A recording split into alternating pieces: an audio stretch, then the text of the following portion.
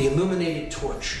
This can be simultaneously a symbol of freedom, a symbol of knowledge and awareness, of enlightenment, and it could also be used as a flame of sacrifice, a flame of those in the know using their knowledge to subvert others and to create sacrifice or immolation in the world. I don't tend to see this symbol as such. I tend to look at this symbol as the flame of knowledge, the flame of the torch of freedom, the torch of liberty, and that's how I tend to look at it. But it goes back to the Babylonian queen, the Babylonian version of Isis in the Trinity. So you had, just as you have God the Father, God the Son, and the Blessed Mother, okay, in the Christian Trinity, the Holy Spirit taking the place of the feminine, of course, in that Trinity.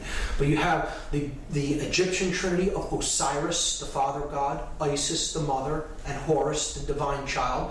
In Babylon, you have this same Trinity. You had Nimrod, the Father, Creator God. You had the Son, which was Tammuz, depicted here, and he's sitting on the lap of the sacred feminine goddess, which was known as Semiramis in this culture.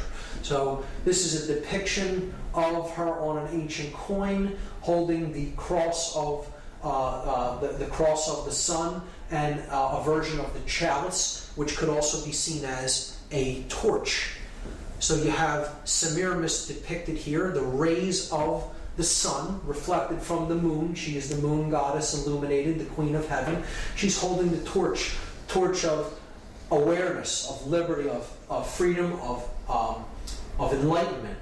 You see it on the back of old American dimes. You see it in Columbia Pictures logo. You see it on Amoco's gas company logo. So in direct relation to the Queen of Heaven is the symbol of the dove. So the dove is how the moon goddess is depicted as being a crescent, a white crescent moon. The white crescent moon, as it makes its trek across the sky, looks like a dove, a white bird.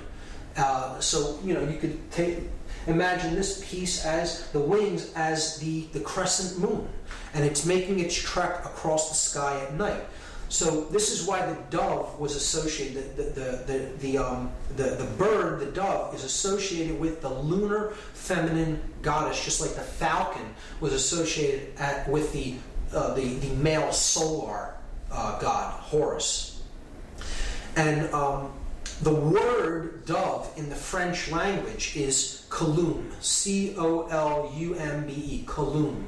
This is why we have so many usages of the word of the word Columbia or Columbus in American symbology. The founder of the country is named after the dove. His name was actually Cristobal Colon, and he was a member of a secret society network. Here you see him giving a secret society hand gesture in this painting. But he was renamed Columbus after the goddess Columbia. See, it's the feminine goddess named after the dove, Columbe. We have the district of Columbia, the name of the capital where the male dominator phallic energy, the seat of male dominator power, is rooted in the United States. And look at where it's at. It's named after the sacred feminine, the dove, Columbia, and it is situated between two states. It is situated between Maryland and Virginia. Maryland, named after the goddess of the Christian Trinity, Mary, and the Virgin, Virginia. So right in between the two feminine states named after the goddess, you have the male phallic symbol of power also taking the name of the goddess. This is a symbolic rape, if you ask me. This is placing the phallic symbol directly in a slot between the two sacred feminine states. The male dominator energy of concentrated, centralized power of this country erected right between the two feminine states of Maryland and Virginia. Here we see the goddess depicted on Columbia pictures. You have Columbia Records, Columbia Broadcasting, Columbia University, with decidedly Masonic symbology on the shield of Columbia University, with the three crowns representing the three Blue Lodge degrees, with the square of base consciousness depicted there as well. But we have to understand, again, that the goddess represents the intuitive side of our consciousness. It represents conscience, the ability to know right from wrong. And that is a protector energy. It is also the aspect that gives birth to the male principle, the savior of the world, the enlightened neocortex. Here we see Mary, the sacred feminine, the limbic brain, the queen of heaven. She's giving birth to the immaculate heart of Jesus, the savior of the world. She is standing on top of the serpent here, the reptile. She's conquering the R complex, the limbic brain, where emotion is born, where care is born in us. Okay? When we listen to our intuition and listen to our inborn knowledge of right and wrong, we conquer the reptile aspect of ourself and we give birth to the son of the Godhead. And here you see the dove above her head, and here you see the 12 stars depicting the 12 houses of the zodiac. In this image is even more clear how she is a feminine protector. The Queen of Heaven, illuminated by the rays of the sun, is wearing the dark cloak of the heavens, the dark cloak with the stars embedded in it, because she is the Queen of Heaven. You have the crescent moon, because she's the moon goddess. She's being crowned by the angels as the Queen of Heaven, and she is acting as the protector of innocence, the inner child, conscience, care. And again, she's giving birth to the male savior figure, the neocortex, the divine child, the son, Jesus, and she is holding the serpent at bay. In that case, the sea serpent or the reptile. The limbic brain holds the reptile complex at bay when we make a deep connection with it and we get into our intuitive side and we care. That's where conscience is born from. And that's why this goddess is seen as a protector. She's seen as the watcher of the torch of freedom and liberty, because we have to get in touch with that sacred feminine side of ourselves in order to truly bear conscience and freedom into the world. Here we see in the modern Christian Trinity, the goddess has been removed and replaced with the dove. You have the Father, the Son, and the Holy Spirit represented as the dove, but there is no divine mother. The feminine has been removed and it's been replaced just by the symbol that the sacred feminine goddess was given in the ancient world, the dove, Kalun. Now we're going to see a darker aspect of how the goddess symbology is used. When we look at things, I'll do this one since it's lighter first. You have here the moon and the dove, because this is a sacrifice of how we use money, through credit, building up debt. So you have the moon and the dove on the same card for Visa, and it's a symbol of the sacred feminine being used in a depiction of sacrifice of an individual, sacrificing in a monetary sense. Here we see it being used in a very dark form as human sacrifice, because human sacrifice is still very real, very actively practiced in the world. It just isn't the practice of carrying people up a pyramid as how it was done in the past, or sacrificing them upon an altar with an obsidian blade or a dagger of some sort. Now, human sacrifice is carried out with the knowledge of everyone around us, and it is done willingly. People go off to sacrifice others and themselves in the act of war. War is modern day human sacrifice. And here you see the goddess with her wings depicted on a war memorial. And see, this is the goddess herself being sacrificed. A lot of researchers believe that it is them sacrificing people to the goddess. It isn't so much that they're sacrificing to the goddess. It's the reason the goddess is always depicted in conjunction with sacrifice is because they are sacrificing the goddess within an individual. It is the cremation of care, conscience, the protector, the grand architect of everything we experience is care. So this is the goddess herself depicted as being with these men as they are sacrificed along with the goddess. That's what war is. It's a ritual sacrifice of the sacred feminine in an act of sacrifice, of human sacrifice. So another use of the sacred feminine symbology and imagery when it comes to human sacrifice rituals or attempted human sacrifice rituals, we see this through different events that have played out that have the sacred feminine or the name of the sacred feminine embedded or encoded within the ritual or the scenario. You have the murder of Princess Diana, which I do not believe was an accident. I believe she was taken out because of her connections with the royalty of Britain, and her name was Diana, a Roman name for the goddess Diana. We saw the Superdome incident where thousands and thousands of people were hoarded into this dome looking like a feminine breast and left there without supplies, essentially to die. And FEMA did not get to this region for days after Katrina hit. And the conditions in there were horrendous. And I believe that is a deliberately designed thing that was done to try to maximize the amount of death and suffering that happened in that feminine breast, the Superdome, a symbolic representation of a breast. And the two large school shooting incidences could be seen as very clear examples of mind control, of trauma-based mind control, or at Columbine High School. Again, Columbia, Column, the dove, Columbine, and Virginia Tech, the Virgin, Virginia.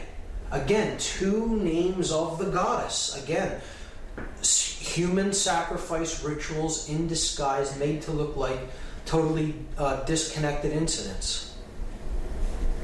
But perhaps the clearest example of human sacrifice in concealed ritual of all is the symbolic burning or immolation of the Columbia space shuttle. Again, the Columbia, named after the goddess Columbia, Column, the dove. And it's the white dove. And it's burning up, being immolated as it re-enters the Earth's atmosphere. And we see the crew was a 7-member crew. And that's correlating to the 7 planetary bodies of astrotheology. You have the 5 male gods, 5 men in the crew. You have the Sun, Mercury, Mars, Jupiter, and Saturn. And the 2 feminine heavenly bodies, you have Venus and the Moon. So the 7 principles of astrotheology are encoded there in the crew of the Columbia, another ritual of human sacrifice. The next symbol that I'm going to discuss is the fasci. And this is where the word fascism comes from. It is the axe surrounded by the bundle of rods. This is a Roman symbol that represents centralized authority. It is the central authority is the axe, and then the satellite regions, the satellite states, are the bundles, the rods bundled by the central Roman authority, the fasci. This is where the word fascism comes from. We see this in multiple areas when it comes to political symbology. It is on the two sides of the Senate chamber, the House chamber. It is on the fasci is depicted on the throne that Abraham Lincoln sits upon as a dominator, father figure, God figure. So he's holding both compartments of power, the church in one hand and the state in the other, because an absolute ruler must unify those two principles. It must unify political and spiritual power into one. And the regime that really attempted to do that in the modern world was the Third Reich. And here you see the Roman fasci symbol as the symbol of the Third Reich, used on one of their postage stamps. We had it previously on the back of old American dimes. Now I'm going to talk about Freemasonic symbology. And I want people to understand that Freemasonry in and of itself is not an evil ideology. Again, it is an occult system of knowledge that can be used for good, or it can be used for ill or manipulation, depending on who is wielding that knowledge. So this is the Freemasonic compasses and square with the letter G in the middle as depicted in American Freemasonry. The compasses represent higher consciousness, and they represent morality, proper moral action. The square represents base consciousness, which must be ruled by our compassion and must be ruled by our moral uprightness. The square is base consciousness. It can be seen as the reptile brain. If you look at these three components as the three complexes of the brain, okay, you have the R complex being the square. You have the neo-cortex with its two hemispheres being the compasses, and you have the midbrain, that which gives birth to the conscience, care, as the G in the middle of the two. It represents the goddess, the grand architect of the universe, which is care.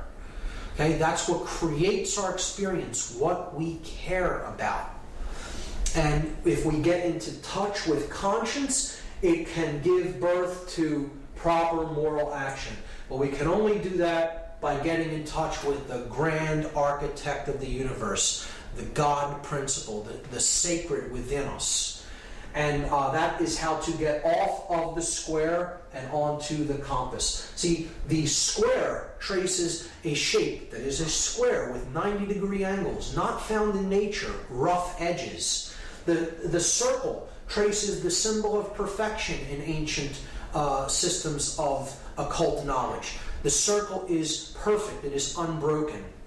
It is a symbol of divinity. It can never be nailed down with perfection because it is based upon pi, a figure that is a divine principle that can never be calculated with absolute certainty.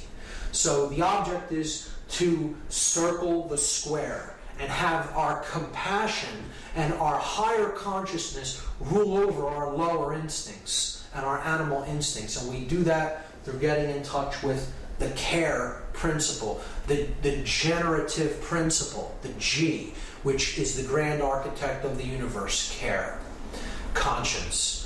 So it's about moral uprightness, and it can be equally seen by dark builders, by dark masons, to represent quite an opposite. This is how symbolism is in the eye of the beholder, and how the wielder of this symbol determines what it's really being used for based on their level of consciousness.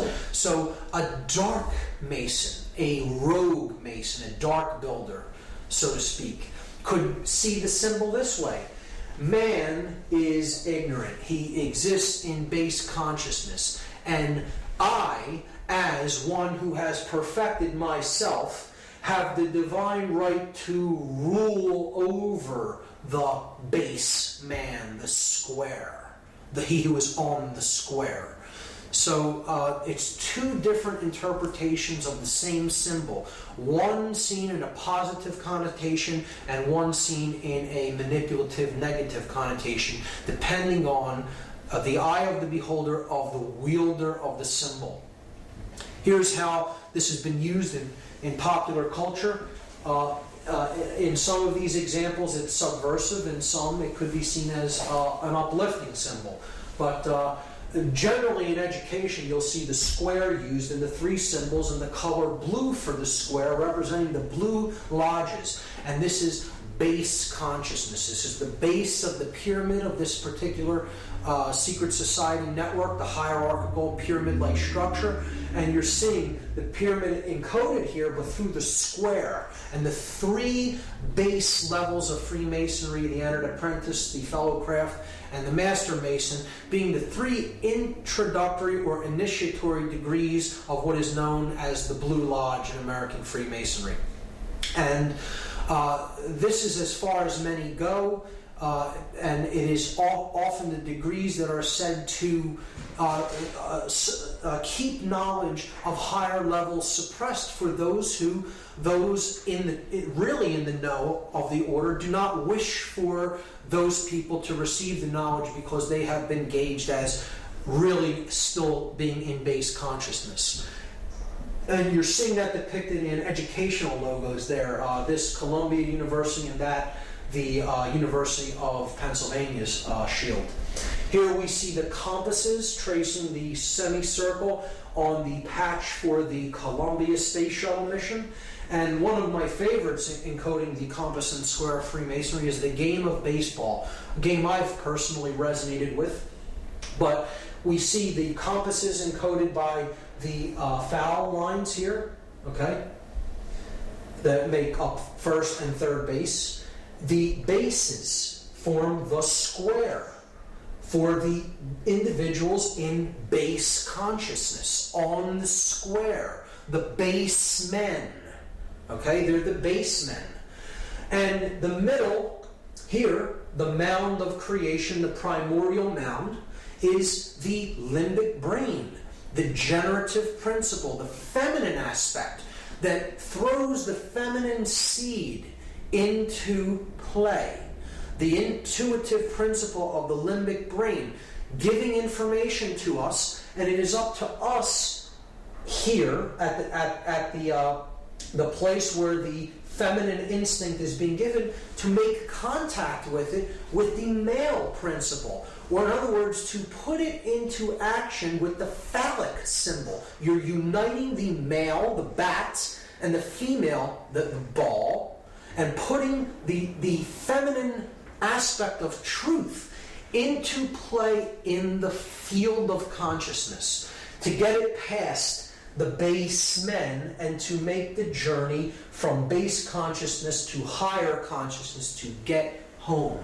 The game of baseball is completely Masonically designed. I don't see that as a negative influence. I'm just pointing out an example of how that symbology is used in the game of baseball. I personally look at that as a positive understanding. The pitcher being the feminine aspect, care, the grand architect of the game. So in these examples, I do see it as subversive. In this one, of course, the compass is used here on this logo from NASA, but we know what happened with that mission. So could be a illusion that dark Masonic elements may have been in control of that particular sacrifice. Who knows? The game of baseball, clearly Masonically designed. I look at that as a positive connotation of the symbolism. In a very negative connotation of the symbolism, we see how the Freemasonic network is used all throughout the United States in control agencies, in agencies of male dominator control, in this example being police. And these examples are certainly Blue Lodge degrees, Blue Lodge orders, lower orders of Masonry, and I would look at the individuals belonging to these groups and other fraternal orders of police as being on the square. And if anybody thinks that when someone tells you in Freemasonic parlance that you're on the square, that they're paying you a compliment, you have no idea what the term means, because you've just been insulted by being told that you're on the square. It's not a symbol of being fairness and uprightness. It is the square in Freemasonry is most certainly a symbol of base consciousness, of not understanding the true self. And when someone is told that they're on the square in Freemasonry, it is essentially an insult. And we see that this network of secret societies is actually at work in these controlling orders of police. And I look at that as a very subversive symbol, because these fraternal orders have more allegiance to the secret oaths than they've sworn than to actually do the job to uphold the Constitution and to protect the public. And it can be really used as a means of one hand washes the other. I'll do a favor for you if you look the other way in this instance, or do what I tell you to do here. And it's really a way that freedom can be subverted through this hierarchical order, particularly when it is used in conjunction with controlling bodies like the police. So this is an extremely important symbol that's going to carry over into what we talk about next. This is the first degree Masonic tracing board, and I'm going to cover this from two angles, a positive connotation and a negative connotation. So here we see, first, there are directions. This is a map. You see north, south, east, and west. So we are standing at the west, looking east. The west is down here, the east is up here. We see that there is a checkered floor of black and white squares representing base consciousness. This is the checkered life of a man who is not born in consciousness. He does not know light from dark. He is a wanderer, a pawn in the game, so to speak. One who can be positioned. However, his master may wish him positioned, the chess master of the game, who sees the whole board from above, from a higher level of consciousness, and takes the pieces and positions them as he will. This is one who is in duality. Here's the pillars, the dual pillars. This is the pillar of Jachin. It is a masculine pillar, represented as a Doric column. And you have the sun ruling that pillar. It's the pillar of strength, the S representing strength. The feminine side of the pillar is the pillar of Boaz. The B at the bottom stands for beauty. It is a Corinthian pillar, an elaborate, ornate, feminine pillar. And the moon sits above that pillar. This is the pillars that represent the masculine and feminine aspects of human consciousness. And it is how we enter the world with these two principles kind of in opposition, and it's our goal to understand them and to unite them as one. To use our will power. This is the pillar of will or wisdom, which the W stands for. It is Jacob's ladder. Jacob, as described in the story of Genesis, goes to a higher level of consciousness. He experiences God consciousness. He comes back down to the earth and understands that really the journey of life is to get back to that level of pure awareness and pure consciousness. And that is the end of the journey, kind of. It's like you enter in this dual state, seeing things as separate, and then the object is to make it through the realm of duality, the checkerboard floor, and unite the two principles as one, and then you're born into the stars, into the light of conscience and consciousness. So that's the journey up Jacob's ladder. And we see here in the background the stones known as the ashlars, the rough ashlar representing the soul in need of work, and the perfect ashlar representing the state of perfection to which we seek to attain. The initiates are going up the ladder in the 3 basic degrees of masonry. Entered apprentice, who is still on the floor. The fellowcraft, who is in the middle, who has not received the key, which is tied here to the ladder, but he's at the G, where conscience is beginning to be born, the care principle.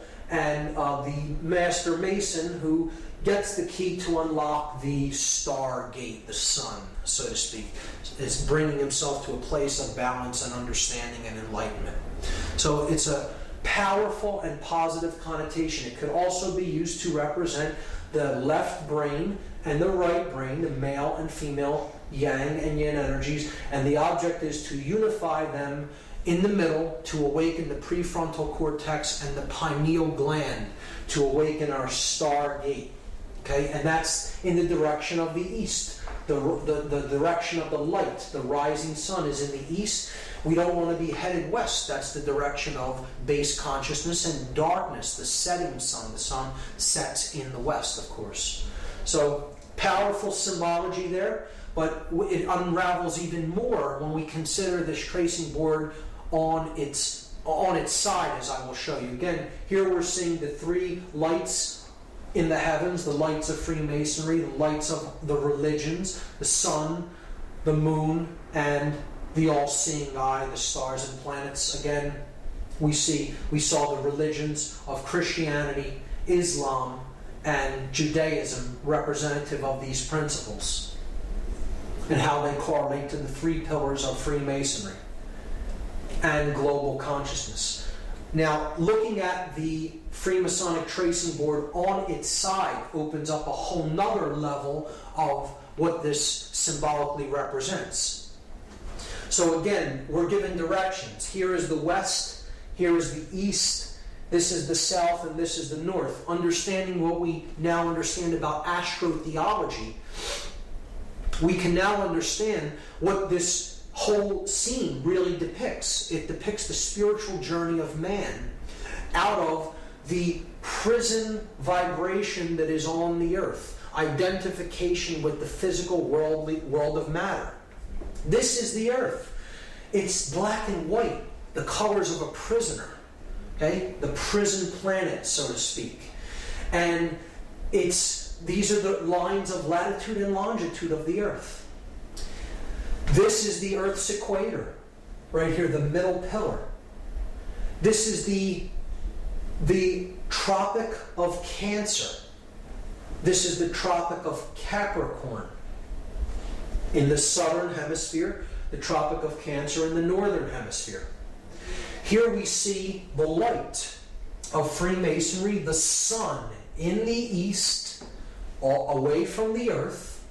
And this is the sun at the summer solstice. This is the sun at the winter solstice, when the northern hemisphere is in darkness, depicted as the moon there, or not in enlightenment, right? This is the pillar of mercy, because when the sun is up there, the sun favors the northern hemisphere, shows mercy upon the northern hemisphere.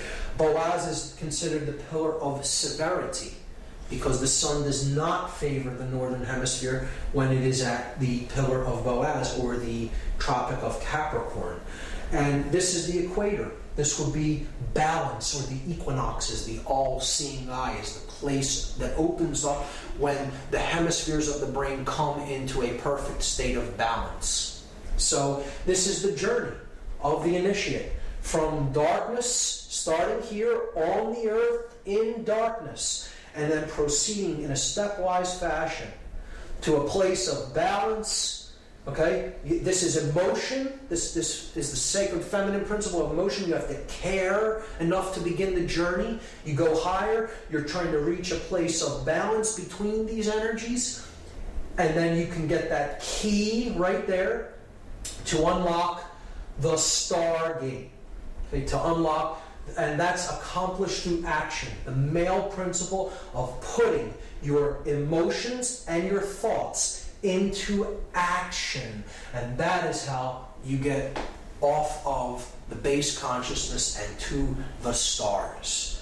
Powerful iconography, powerful symbology being used here if you know how to read it. Now, in a negative connotation, a dark builder, a dark mason, may want to look at this symbol in a perverted way.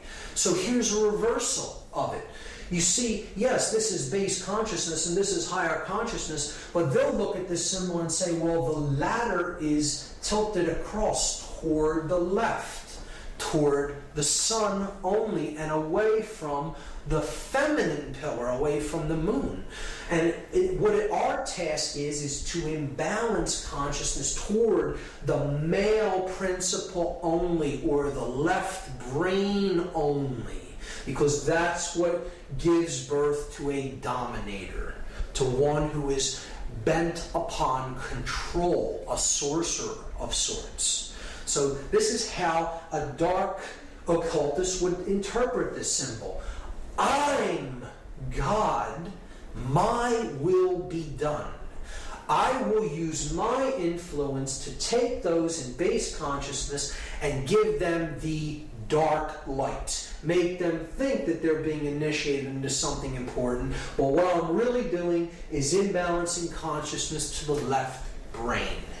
And that is what some people are doing with certain individuals who enter Blue Lodge degrees in rogue lodges of Freemasonry.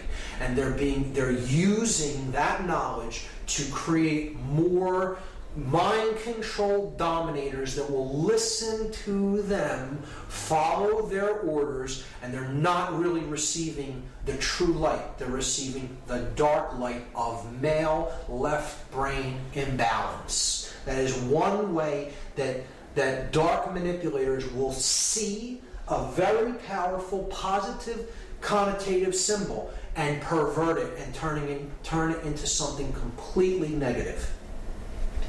And here is how that process is used. We see this extremely subversively when it comes to the iconography that is used on police uniforms.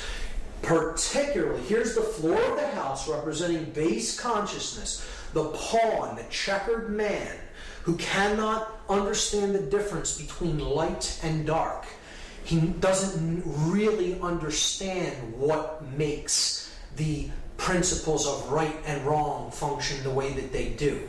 Conscience isn't born in an individual that simply follows orders. Anyone of true conscience would always ask the question, why, before carrying out any action or order given to them by anyone. And we see this, if we look at the symbol of the Fraternal Order of Police having a Masonic third-degree handshake and the all-seeing eye of Freemasonry there, and the three other corners of the pentagram representing the three blue lodge degrees. We also see here the three pillars, and now they're in their proper orientation with the checkerboard floor in between them, with the dual pillars being here and the one pillar being unified at the top. And in that orientation, we see that it forms an inverted pentagram as opposed to a right side up one, just as it is here in the Victoria Police's logo, clearly an inverted 5-pointed star, and it is placed along with the checkered floor right around the Temple of Solomon, and then directly on top of the prefrontal neocortex, the third eye. The inverted pentagram, which we already talked about as an extremely subversive symbol representing the destruction of spirit and the burial of spirit into the ground beneath the material world. And here we see the double square, another symbol of base consciousness representing the hypercube, which I'll get into, on the third eye on a English police's headdress.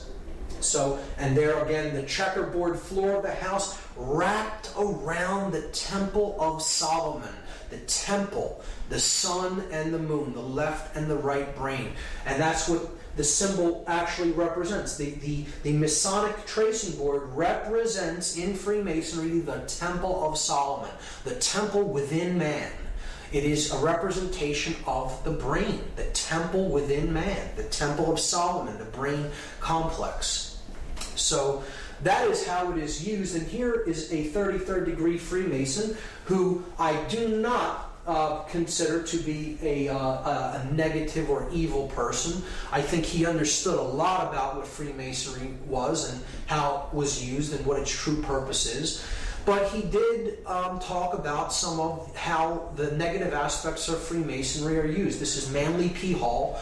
He said that Masonry conceals its secrets from all except the adepts and sages of the elect, and uses false explanations and misinterpretations of its symbols to mislead those who deserve to be misled, to conceal the truth which it calls light from them, and to draw it away from them.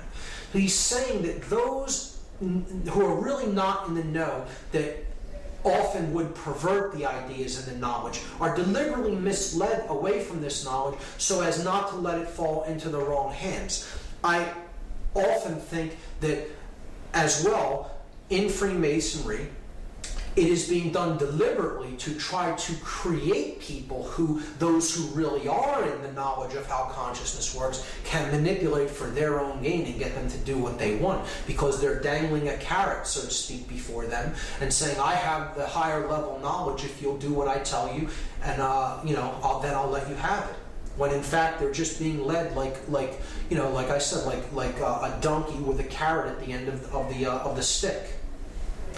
Manly P. Hall said that the blue degrees are but the outer court of the portico of the temple, the porch of the Temple of Solomon, hence the term porch masons.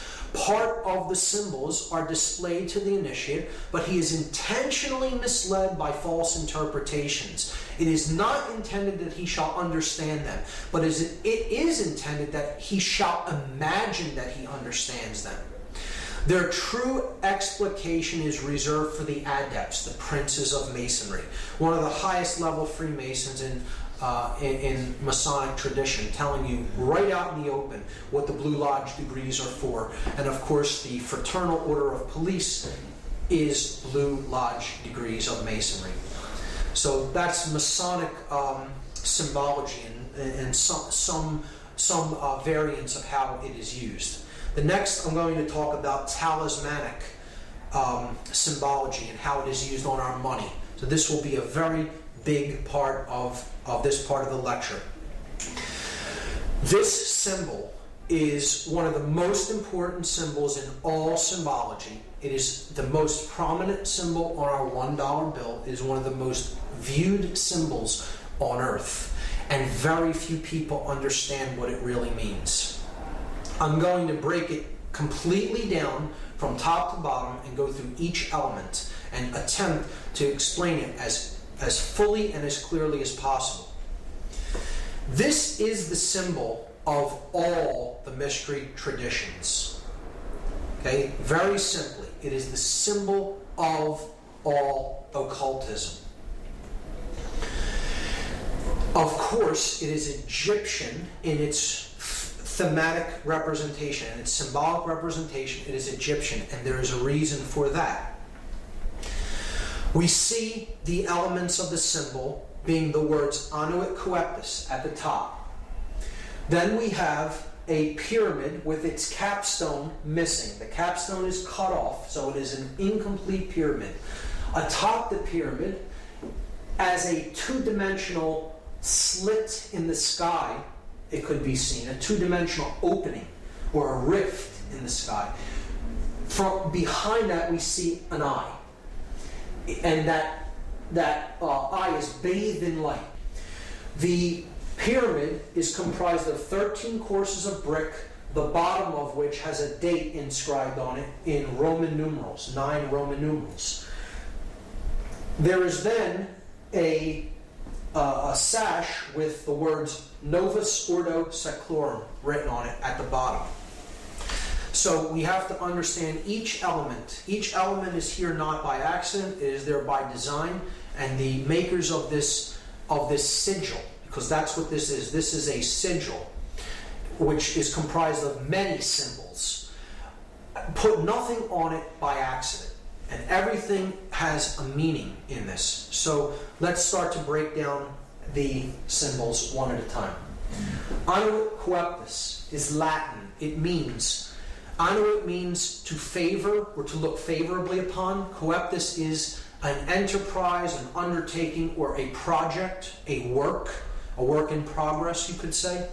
So annuit coeptus means he favors, could mean she favors, it favors, our project. He favors our work. He favors our work in progress.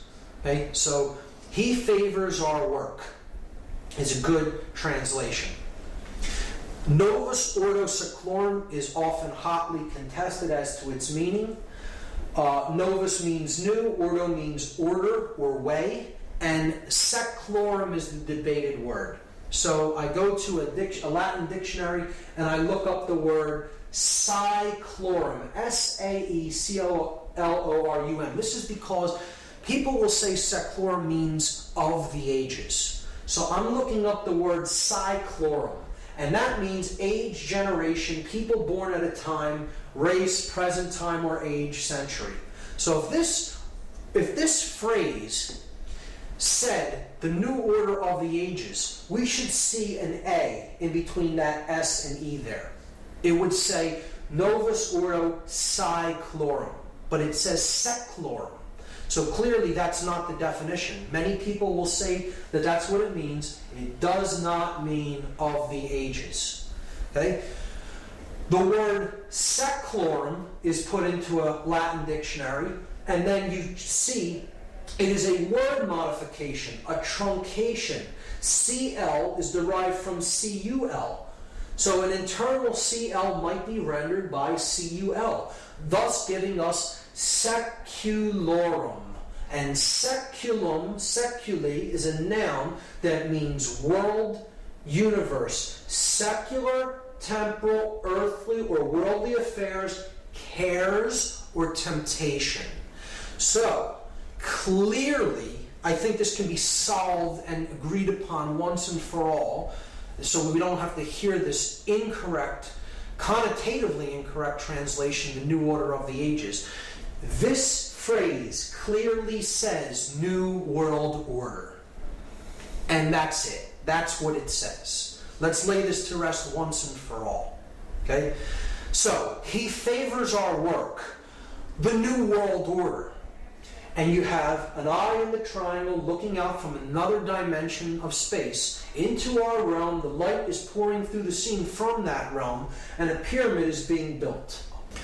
So, he favors our work, the New World Order. Who favors the work? What is the work? And what is the New World Order?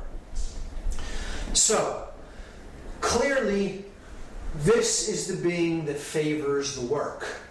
This project is the work that's being done. Okay, this is the incomplete project. This is the date that the project could be begun or finished, depending on how we look at the seal. So, we have to understand a little bit about Egyptian cosmology and the main solar god, the solar disk, which we looked at as Horus, as Ra. Set is the dark incarnation of it. Really, all of these principles could be encapsulated as one solar god known as Aten, or Aton. Depending on the spelling, it could be spelled A-T-O-N or A-T-E-N. So, Akhenaten of 18th dynasty Egypt was actually named after this. He's a pharaoh of 18th dynasty. He brought in the concept into Egyptian cosmology of a one God that is the overarching ruling aspect of everything, known as the Aten. And he named himself after this god. Akhenaten means the spirit of the Aten, the solar god. So that is the being here, the Aten. Now that could mean a couple of things depending on how we look at this symbol. But let's just let it be seen as it is the solar principle, the solar God, the God of light, the bringer of light. So it could be also seen as the word Lucifer. Lucifer comes from two Latin words, lux meaning light, and fere meaning to bear or to bring or to carry. So it is the bringer, the carrier of light. Now, this could mean two different things. We have to understand that Lucifer and the Aten are the same basic principle, the same symbolic principle, and they are essentially, they are a dual God. There is a light aspect of the sun God, the one that brings true light of awareness, and then there is the dark aspect of light.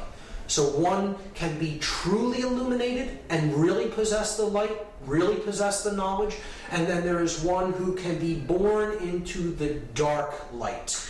Those who have knowledge of how things really work, but the way they're using it is for the ego. Being my will be done because I view myself as God and separate from everyone else, and I am out there to manipulate and rule them. So either way you look at that symbol there, it is the Aten or Lucifer. It doesn't matter whether you're looking at that symbolically as positive or negative, and I will go over both interpretations, both the positive and negative. However, it can in both aspects, this entity could be seen as Aten or Lucifer. Keep that in mind. If you take the compass and square symbol and place the apex at the top of this symbol and the base at the same base level where the pyramid meets the ground, you're going to see a very interesting thing emerge. If we just trace the 5 points of the compasses and squares, the 2 compasses, the 2 edges of the square, and then the middle part that both share, the line of symmetry between them. So we go down the compass edges, and we see that the compass points point to 2 letters. The 2 end letters of this sash, okay? N and M. N from Novus, M in Seclorum. Then we go up the place where the square is used to measure from, the inside edge of the square. And we see that that also points to 2 letters, and they are also both on the opposite edge of this phrase, Annuit Coeptus. So we have the A in Annuit and the S in Coeptus. And now we come down the horizontal axis of symmetry. And we see it reaches 1 letter that is exactly in the middle of this sash, the O from Urdu. These 5 letters, if rearranged, are an anagram for the word Mason, M-A-S-O-N. And this is the symbol of all Masonry. It is the symbol of all builders. And who are the builders? We all are the builders. We are all collectively on this planet the co-creators of our collective experience. Whether we are doing that creation unconsciously or consciously creating our experience, we are the builders of this world. And this is what we've built it into, what we currently have right now. So, who are the builders? We are the builders. But there's 2 different types of masons. See, there are masons that build with stone. They build the pyramid upward. They're building with stone. If you connect these 5 symbols as they are connotatively used in this seal, they form an inverted, skewed pentagram. And an inverted, skewed pentagram, if you look into dark occultic symbology, is always used as a symbol of pact. pacts. It's a symbol of pacts, of promises made, to be something to be fulfilled, to be delivered upon completion of something else. So again, we saw that these four arms represent the material world, depicted as the upward pointing pyramid, the brick, the physical object, and they are crushing the spirit, the fifth element, into the ground, burying it under the weight of the pyramid. See, the dark builders, the dark masons, those who are building toward a world of male domination, the blade. See, they're building with bricks. The bricks are people who are trapped in physical five-sense reality and left-brain prisonhood. They are those who can not change. They have one form and it's hardened. A brick was once malleable clay that could be shaped, molded, take different forms. It flows easily. Change comes easily to it. But when it is baked in the left brain, solar, male dominator consciousness, it becomes hard and immobile and immovable. It becomes a brick. And that's what the male dominator world is being built with. The bricks baked into one form, the unit form. Those in uniform cannot see what is, not see. They cannot see, they are not sees. See? They are baked into one form, the brick. Okay? And they're being used as elements to build the blade world. And the blade world will be ruled by those who are in the light. They are the blade, the male dominator sorcerers. They have the light, but everyone else is in ignorance. And when you complete this structure, the light goes out from the scene. See, they're building the blade. If you complete this structure in brick, they have all the light, and the entire world is bathed in darkness. That in that symbol, the Aten or Lucifer represents the sorcerer, and he is completely trapped in ego. The ego-bound consciousness. It's the I in the triangle. I am God, the sorcerer says to the world. And I will make everyone in this world and the entire world in my own image and likeness. But I will have all the light, and the light will be blocked out to those in ignorance and in one form. And the male dominator world will be born into existence, and it will bathe the world forever in darkness. That's the negative connotation of this symbol. See, you'll notice it's the blade without the chalice. See, these other 3 points make the chalice, but it's gone, it's ghosted. Just like it's been ghosted through human sacrifice, through the cremation of care.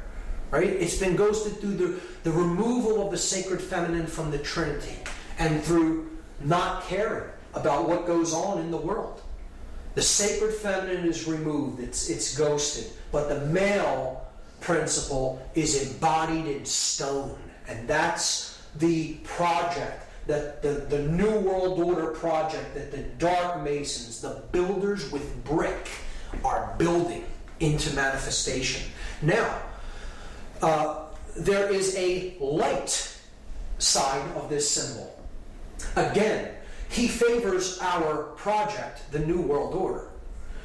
If the true God of creation, the true bringer of light, the awakened neo-cortex, the prefrontal cortex, the opening of the third eye, the stone the builders rejected, the Christ consciousness, so to speak, the true bringer of light, right? The true aspect of Aten, the solar mind, right? If we, as the other kind of Mason, are trying to do the work that he favors, the true bringer of light, the true God of creation, and create the positive New World Order, our job as the builders of this project is to remove the brick from the top down, a little at a time, from those who we can help to work, smaller groups, gradually removing and helping people to change in larger and larger and larger groups. And if that pyramid is razed to the ground, is removed from the scene, there's nothing to block out that light of creation. And it comes down and joins with the earth. So the earth is not bathed in darkness of the male dominator blade world. Instead, it's bathed in light because the bricks are gone. Those who cannot change are gone. They've made the change, the metamorphosis, the transfiguration, the transformation in consciousness. And they've been raised to a higher level of awareness. So that's the opposite, the positive New World Order. Masons often tear stone down.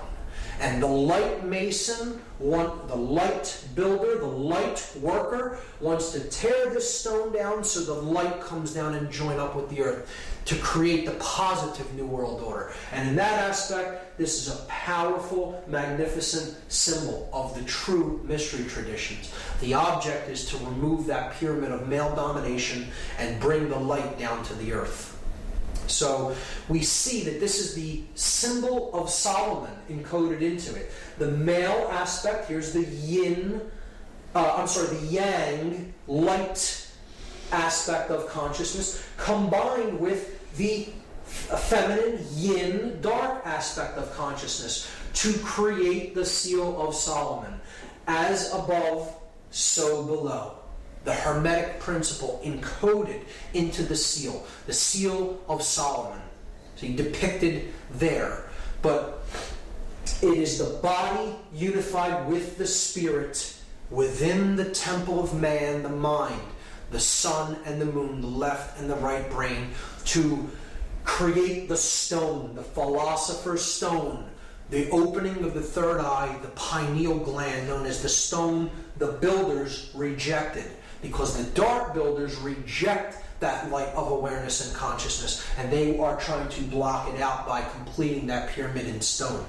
So that is my analysis of that symbol, and it's amazing when you get into it and really study it for yourself and really go deep into the symbology. And it gets even better when you start to look at that date on the bottom of the pyramid, because that date is MDCCLXXVI in Roman numerals, and that totals 1776. And here's how it breaks down. This is a chart of the letters and their corresponding numerical values. So if you just do the math, M is 1000, D is 500, C is 100, you have it twice there, so you're up to 1700. L is 50, that's 1750. X is 10, which you have twice, so that's 1770. V is 5, that's 1775. And I is 1, 1776. So what we're going to do now is something called gematria. It is Kabbalistic numerology. It's an occultic form of numerology, and it's very simple. It is simple addition or counting of these numbers. And we can combine them in different ways depending on which numerals we add together. And we understand that all of the added values are identical, and they mean the same thing in occultic numerology. So 1776 is the number that we get when we add these Roman numeral values together. And what we are going to do in this example is we're just going to take the 1 and add it to the 6 and leave these two 7s. So we get 777. And anyone familiar with Judaism or Kabbalah may know that that is a symbol of God. It's a number that represents the trinity of consciousness in its perfect form. The 777 is the aspect of the divine in man. It is thought, emotion, and action, the three aspects of our consciousness, having reached the place of the gods, the seven entities of the skies: the sun, the moon, Mercury, Venus, Mars, Jupiter, and Saturn. The seven gods that can be seen with the ancient world, a representation of the seven chakras of energy in the body. So 7 is a symbol of completion, perfection, and God. It tripled is a representation of God. So if we add the 3 sevens together, it totals 21. And 2 plus 1, this is the parents and the child, the father and mother, the creator God and the sacred feminine, and the divine child. And then that totals 3. 2 plus 1 is 3. So all of these values can be seen as identical, or they mean the same thing. They are numbers that represent God, or completion, perfection. The divine has been awakened and realized. So they can be used interchangeably in systems of occultism. And again, 3 being a number of unity, of unification of thought, emotion, and action, the triune being, the 3-in-1 God, right? The Trinity. So, what I'm going to do in this study of gematria is I'm going to take these letters, because gematria is a combination of geometry and mathematics. Geometry, earth, the measure of things, the measure of the earth, the mother, right? And matria, mathematics, the mother science, after Ma'at from Egypt, the mother goddess. So gematria is a combination of geometry and mathematics. So we have all the elements in place. We have the math aspect is covered by the Roman numerals that represent value or mathematics, and we have the shape that's given by the triangle shape or the pyramid shape. So we're just going to combine the two by taking, we have 9 letters, and we're given a shape that has three vertices. So we're just going to duplicate the shape 3 times, and we're going to place the letters at the vertices of the shape. So we'll start with M and put it at the top of the first triangle, and then D, C at the base, and then repeat it 3 times. M, D, C, C, L, X, X, V, I. And now we're going to substitute the numerical values for the Roman numerals. So we get this. We get 1,000, 500, 100, 100, 50, 10, 10, 5, 1. So you see a pattern emerge there. At the top of the pyramid, in every example, we see a clear pattern. 1,110. Now, in mathematics, those are known as powers of 10, or powers of a 10. At 10. Powers of at 10. At the top of the pyramid. Because at 10, no matter how you look at it, is at the top of the pyramid. This is a play on words that works out in the English language, and it is not an accident. These are perfect numbers of base 10 numerology, base 10 mathematics. And the powers of a 10, the powers of at 10, are indeed at the top of the pyramid. At the bottom of the pyramid, we have 500, 100, 50, 10, 5, and 1. If we add those for each base, we have 600 at the base here and 1,000 at the top. 60 at the base here, 100 at the top, 6 at the base here, and 10 at the top. We can then simply remove all the zeros because zeros don't add to anything in gematria. So they can be removed. So we see that it simply boils down to this. 1's at the top, 6's at the bottom. And now we can combine them into one pyramid. And you have at the top 1, 1, 1, where the three pillars, the three aspects of consciousness, thought, emotion, and action, the three pillars of Freemasonry. At the bottom, 666, 666, the number of beast or base consciousness.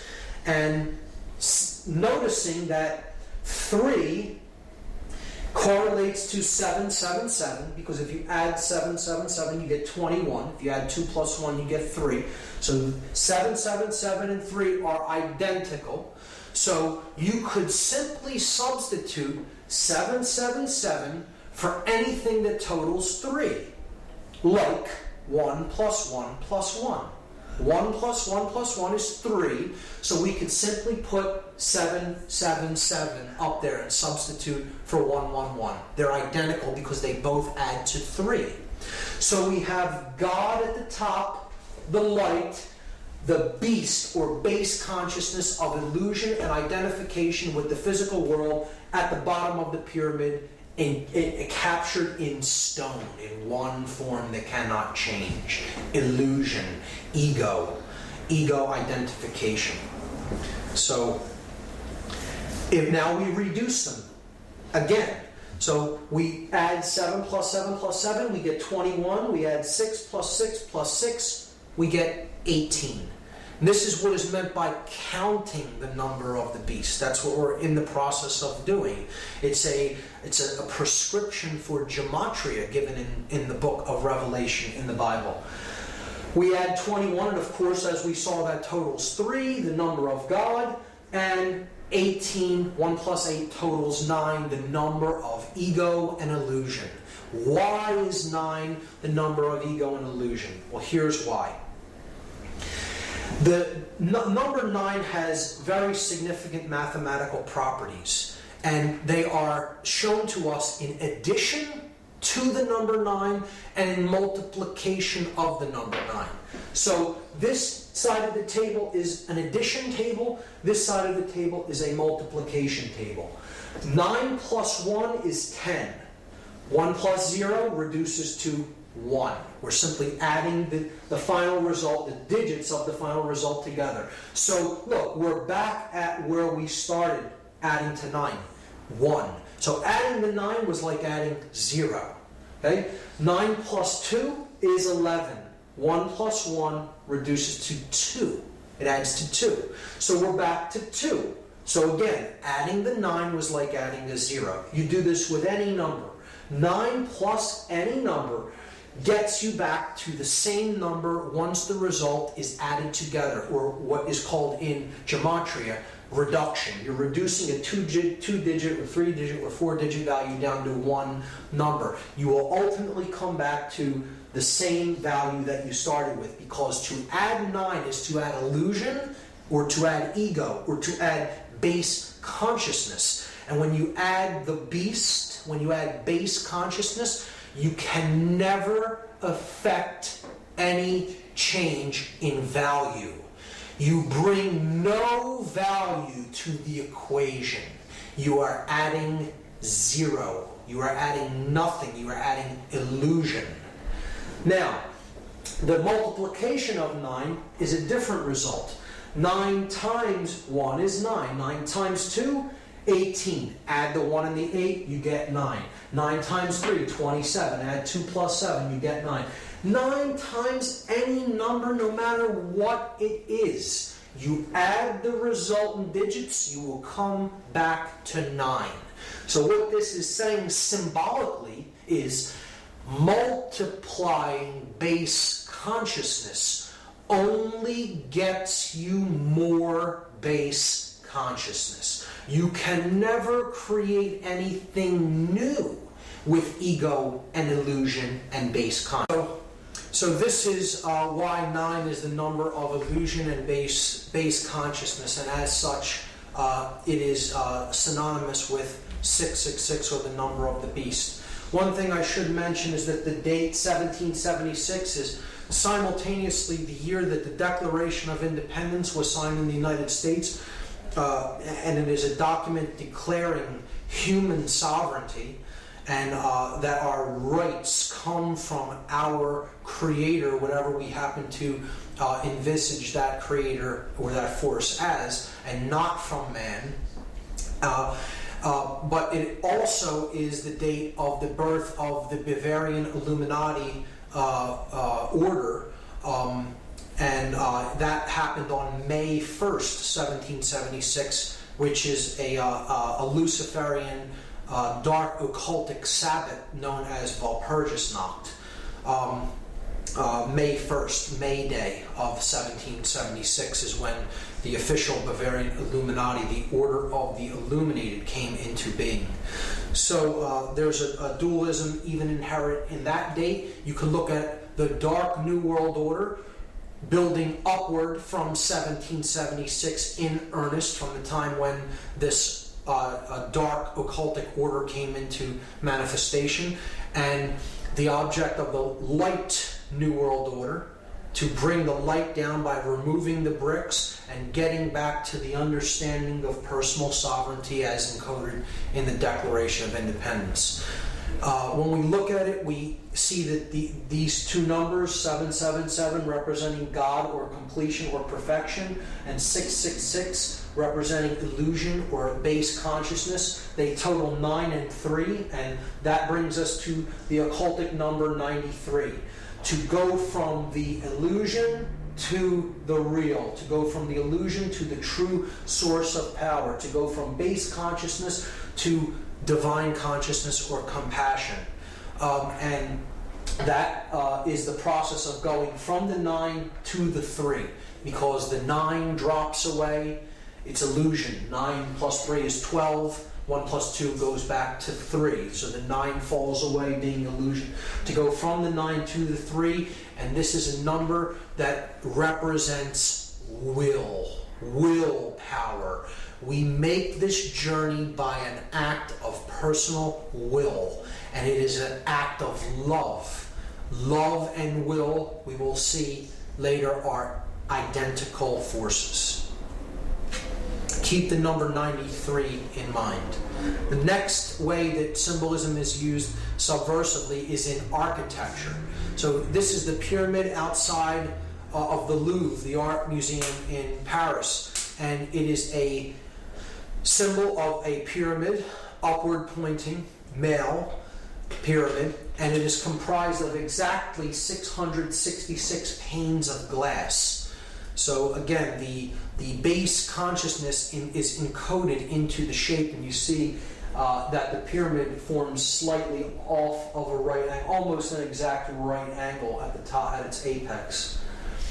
Here we see the Arc de Triomphe in Paris, and we see from overhead, this arc is a solar symbol. You could see this as a point of male energy, these 12 streets being the 12 houses of the zodiac, all converging on the Arc de Triomphe with the rays of the sun around it. Could look at this as the unification of the two pillars, the arch, the point in the middle where the two become one, and they join together the male and the female principles. We see the masculine principle encoded in the Eiffel Tower. It is in 3 levels. Just like the 3 degrees of masonry. You have the entered apprentice, the fellow craft, and the master mason, the 3 levels of the Eiffel Tower. It is illuminated at light, and it is a phallic symbol. The illuminated pyramid at the Louvre. At the base of the Louvre, underneath, if you go underneath this pyramid, the Hermetic principle is encoded by a downward pointing pyramid over top of an upward pointing one, where spirit and matter joining together, as above, so below. Here we see St. Peter's Square, the Vatican, and we see the sun god the cross of the zodiac and the great cross of the galaxy at St. Peter's Square. And we have the phallic symbol of Osiris, the obelisk in the middle. Osiris being a sun god in Egyptian cosmology.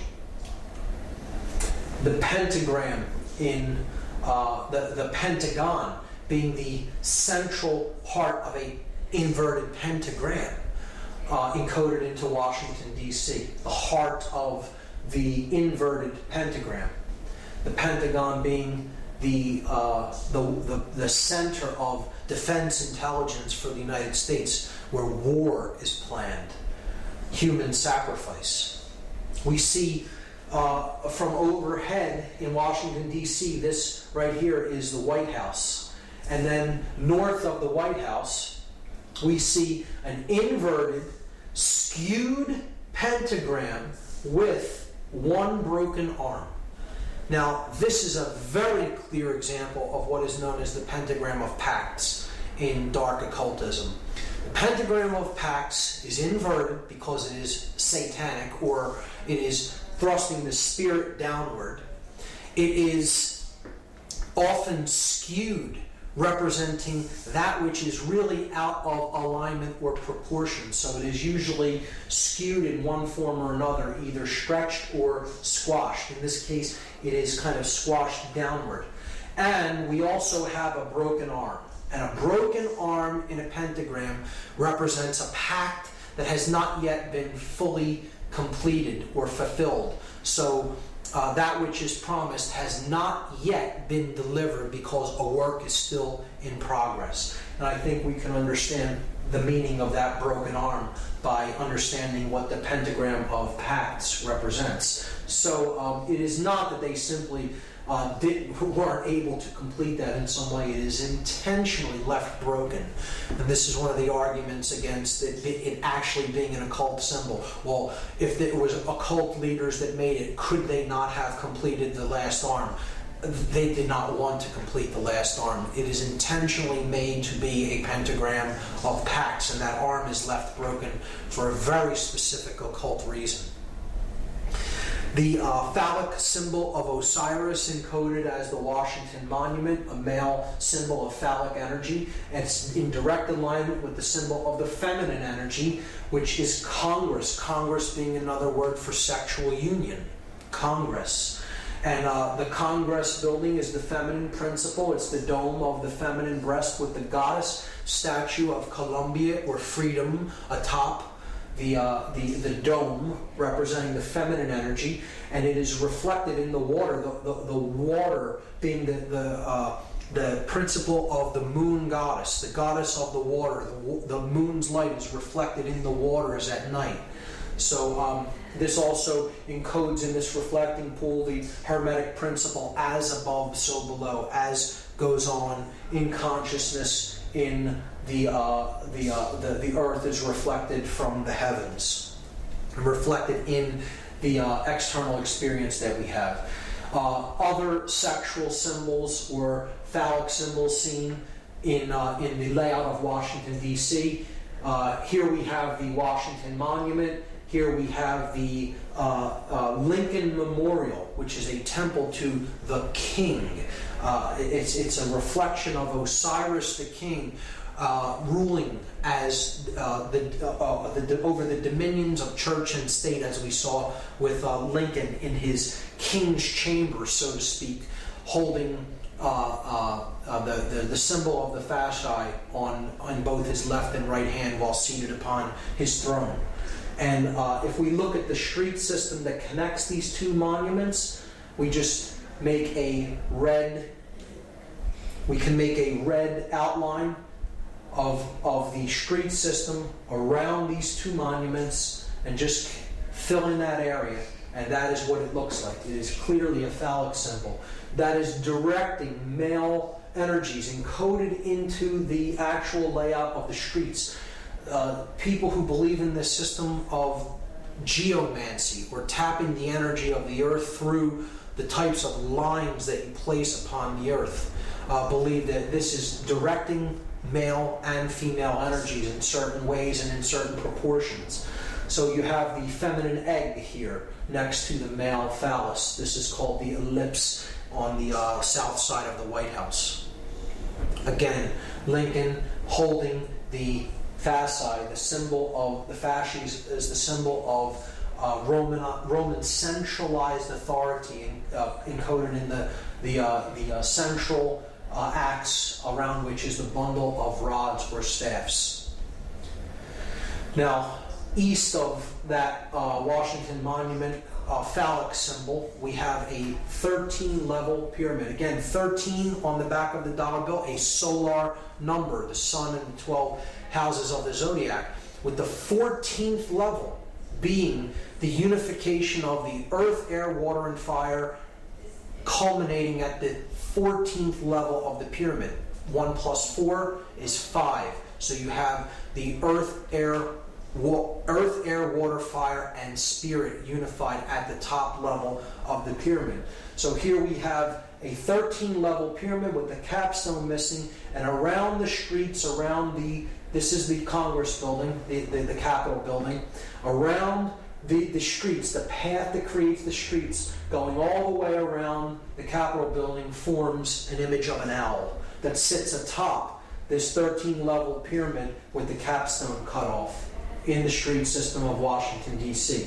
If we trace the pyramid and then we trace 2 streets that shoot off from near the top of the pyramid, we see that there is a Freemasonic compass and square encoded into the layout of the streets as well. I'll take that off and do it one more time for you to see where those streets are. Here's a close-up of it. There's the owl. I'm removing it and then putting it back so you can clearly see the layout. This image was taken from Google Earth. And the owl, again, is that Babylonian deity that the Ammonites worshipped. They often worshipped it as Molech, and here it surrounds the sacred feminine. Again, it's the same principle as codified in the cremation of care ritual. The sacred feminine of conscience, of care, is being sacrificed to the Babylonian owl/bull god, Molech. It's in the belly of the beast. And overhead, above this complex here, where the owl is and the Capitol layout, we see the seal of Solomon encoded into the street plan, representing the feminine aspect that ends at the Capitol building, the feminine, okay, and then the male aspect ends at this place right here, which is known as Lincoln Park. And Lincoln Park is a resonator for Lincoln, who sits in the King's Chamber, the male principle. So you have the Queen or the Goddess's building, and then you have Lincoln Park here, which is a representation of the male energy, and it's a symbolic correlation to Lincoln's name, who sits in the King's Chamber at the Lincoln Memorial. This is the entire occult layout of Washington, D.C., and there's even more in this layout, which I don't have time to go into, but studying the occultic orientations of the layouts of the street systems of many cities is very interesting, and there's all kinds of symbology encoded into it. It could be a presentation in and of itself. The last symbol that I'm going to talk about in this symbology section is the hypercube. And this is one of the deepest symbols of all occultism, which very few people really delve into and get into the meaning of. The hypercube represents 4-dimensional space and time. The next level of the next higher dimension from the 3-dimensional world that we inhabit. So you have a point that represents no dimension. You have a line that represents a 1 dimension, that you can go forward or backward. You have a plane. You extrude the line and you get a plane. Now you have a 2-dimensional object. Then you extrude the plane into a third dimension and you get a cube. So that's what our three-dimensional world is like. 3D, you have a single cube. You have length, width, and depth. But then if you extrude a cube, you take the cube and you pull it and you extrude it that way. You get what's called a hypercube. So this is a four-dimensional object. It is derived by unfolding a cube into all of the dimensions of each one of the planes of the cube. And you get this object. When you look at the hypercube ideology, it is representative of the mind existing inside the construct of matter. So you have matter being the outer part of the cube, and then mind is the inner part of the cube. Okay, so this correlates to this level of body, mind, spirit levels of consciousness that we saw in part 1. And we see that the hypercube is derived when we combine matter, represented by the red square, and spirit, represented by the green square. We see that that is everything that is. Okay? That is the universe, or the world of matter, the world of spirit, coming into manifestation as matter to experience itself subjectively. And that is the large cube that is derived from that union. See, that's the large cube. The unification of body or matter and spirit is the large cube. And then the inner cube is the mind. That is where body and spirit combine. They merge in the realm of mind. So that's the inner part of the cube. So if we put the outer cube over top of the inner cube, we see that the hypercube is actually a cube within a cube. And again, this part of the cube in the center is the experience of mind. This part of the cube in the outside is the physical world of manifestation that the spirit comes down and inhabits to create that which can have experiences. This is the two-dimensional projection of this four-dimensional object, a cube rotated around in every plane that it can be rotated in. It's a complex, heady idea. If you look on the internet for some graphic depictions or animations of a hypercube, you can get a clearer idea of what it is in your mind. But the idea is that to look at the cube in a dark way, the hypercube in a dark way, means that you are seeing the physical world as a prison, and that's the large box. The big box on the outside is the physical world that imprisons spirit. See, this is a negative worldview that says all the physical world is really a prison.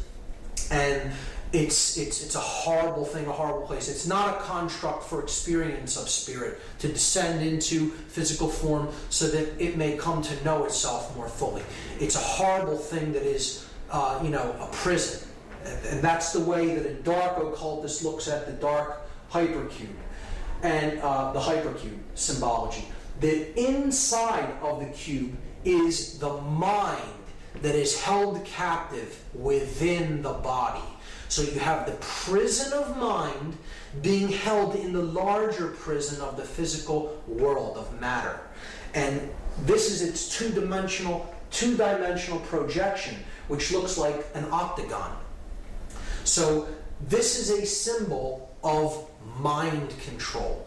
The octagon is a symbol of base consciousness. It is the symbol of the controlled mind, the small cube, being held in the large cube, the prison of matter.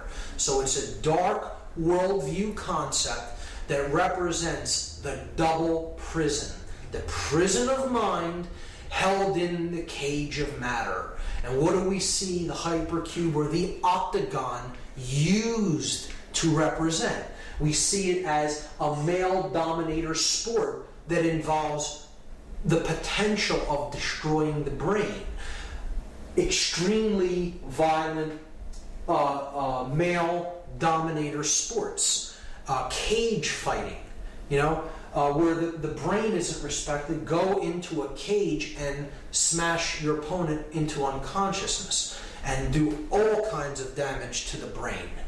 The octagonal hat, the 8-cornered hat that law enforcement officers wear.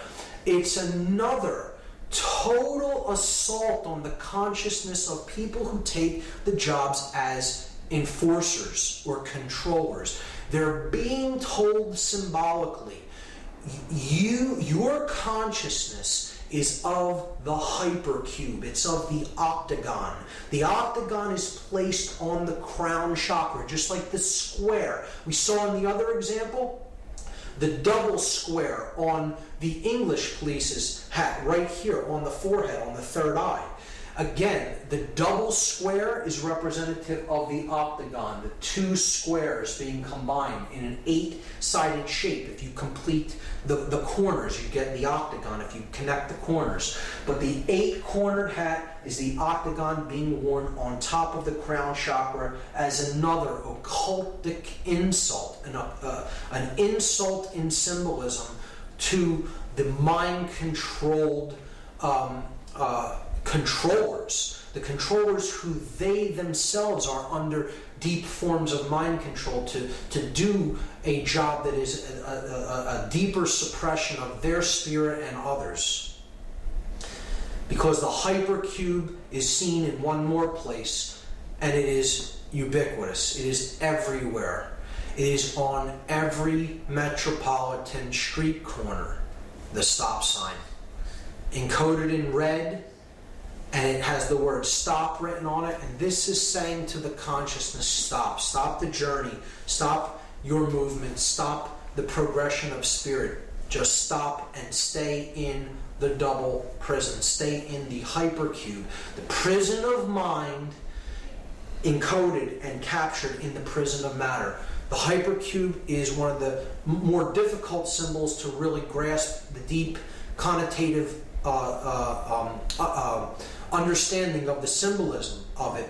But once you understand it, you will see it in many places, and it is definitely used as a subversive symbol in most instances, particularly in cage fighting, in the uniform and emblems of controllers, particularly the 8-cornered hat of police, and most ubiquitously in the stop sign that we see all over Western culture.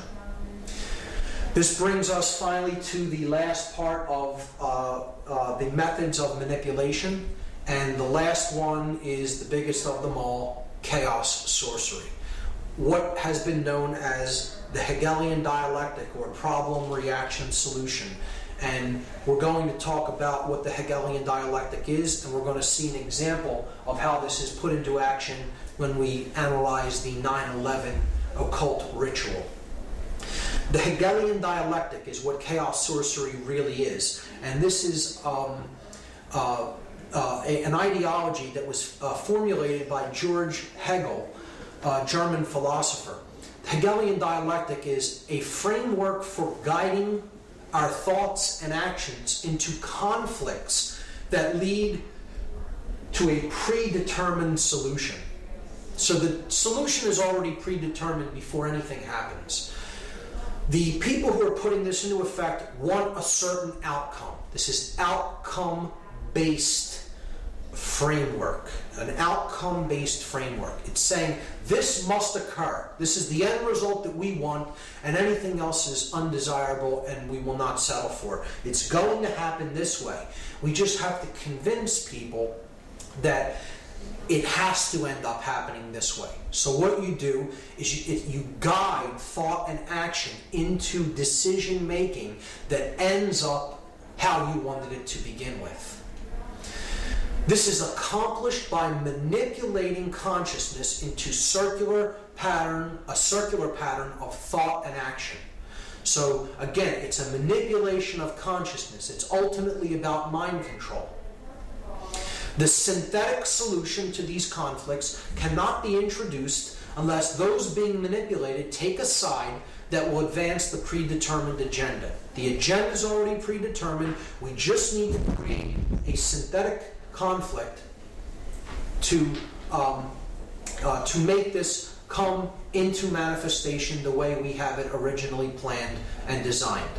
So, this is Hegel's dialectic, and it is not so much that Hegel is an evil person in his own right. This is another perversion. How chaos sorcery is used as an example of the Hegelian dialectic is it's a modified version of this dialectic for a dark purpose, for manipulation. The researcher David Icke has called this problem, reaction, solution. And it's a great term for it because it describes it perfectly. You create the problem to get a reaction, and then you offer the solution. And the solution was already predetermined. But I like to call it chaos, confusion, opportunity, because I think it more accurately describes what the process that's taking place is really about. You want to create chaos. You need a chaotic situation created, because the reaction that you're looking for is confusion, not knowing what to do or how to act appropriately to the situation. Once confusion enters the mix, you have fear-based consciousness. So the person is willing to accept all kinds of limitations and control to go back to order. And therefore, that's your opportunity to bring in your predetermined solution and get them to go along with what you originally wanted. David Rockefeller described the Hegelian dialectic perfectly. He said, "We are on the verge of global transformation. All we need is the right major crisis, and the nations will accept the new world order." And it's not the light one that he's talking about. This was the major crisis that they introduced. The events of 9/11, 2001, was an example of the modified Hegelian dialectic. It was an example of chaos sorcery. It was an occultic ritual of human sacrifice that involved three major examples of occultic symbology and ideology in the work to create the synthesis that they were looking for. And those three occult schools or occult ideologies that were employed on that day, the symbolism of which was employed on that day, was Kabbalah, Tarot, and Freemasonry. Now, before we get into any confusion at all, I want to state emphatically that I do not believe that any of these systems are evil in and of themselves. It is how occult sciences are used, occult knowledge is used by the practitioner to what end that determines whether they're wielded for good or evil.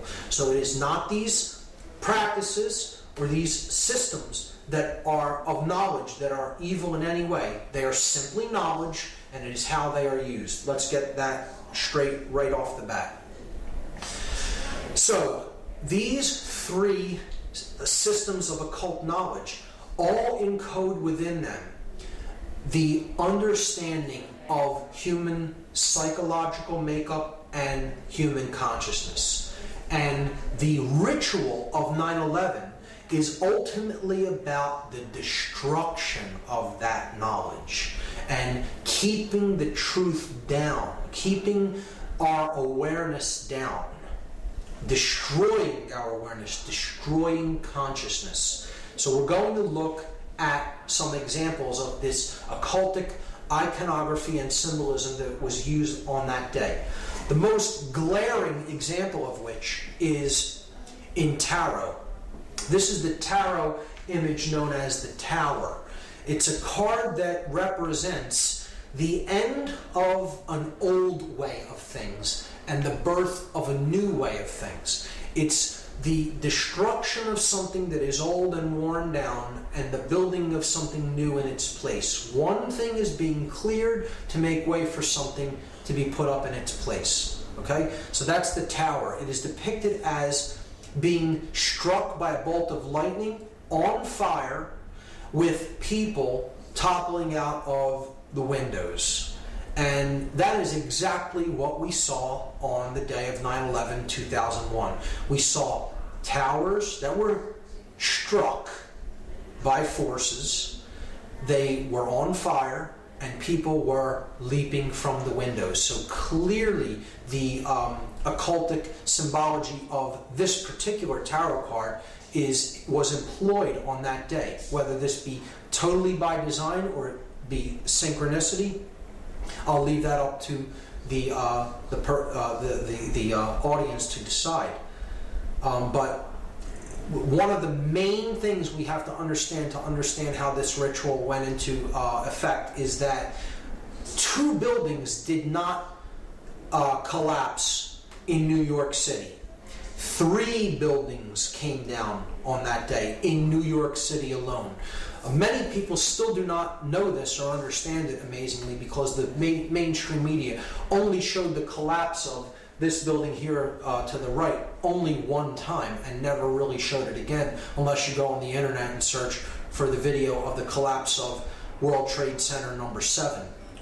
Some people are still unaware that a 3rd building came down at 5:20 p.m. on that day. So we have to understand first that not only the Twin Towers collapsed into their own footprint, but so did Building 7, a 47-story steel, concrete and steel reinforced building, collapsed into its own footprint in approximately 6.5 seconds at 5:20 p.m. on 9/11/2001, when no plane had struck it. So I'm not here to argue the physics of 9/11. I'm not here to even talk about any of the aspects of the how part of 9/11, the physics or the how it happened. I'm much more interested in using my time to discuss the why and the implications of the occultic symbology employed in what I consider a dark occult ritual, a ritual that embodied the modified Hegelian dialectic. And so the first thing to understand is 3 towers came down, 3 pillars, if you will, came down on 9/11, not 2. The first occult system that I'm going to look at in relation to 9/11 is Kabbalah. Kabbalah is an ancient Semitic form of occultism. Judaism takes some of its roots from Kabbalah, and this is the main symbolic structure, or this main symbolic icon of Kabbalism. It is known as the Sephirotic Tree of Life. This is known as the ladder to God, okay? The levels that go up in consciousness to God. And there are 10 of these spheres on the tree. If you count them, there are 10 total. This is 1, 2, 3, 4, 5, 6, 7, 8, 9, 10. They're known as, these spheres are known as Sephirot. So the 10 Sephirot comprise the Tree of Life. Now, in the books that describe this symbol, the Sephirotic tree, they're the Zohar and the Sefer Yetzirah.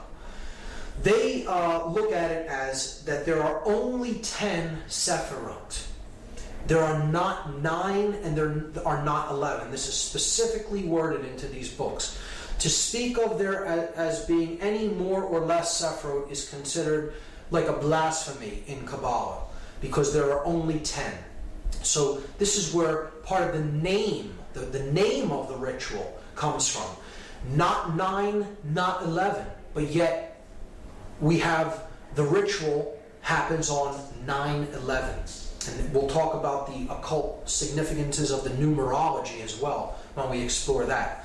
But in Kabbalah, 9 and 11 are considered blasphemies against the 10 Sephirot, if you speak of there as being any less than 10 or any more than 10. And we also see that the symbolic numbers, the numbers of these buildings are symbolic when we relate the ritual to Kabbalah, because the buildings that came down were the Tower 1, which is the male tower. Okay? It has a phallic symbol on top. This is Tower 1 in the numbering system of the World Trade Center.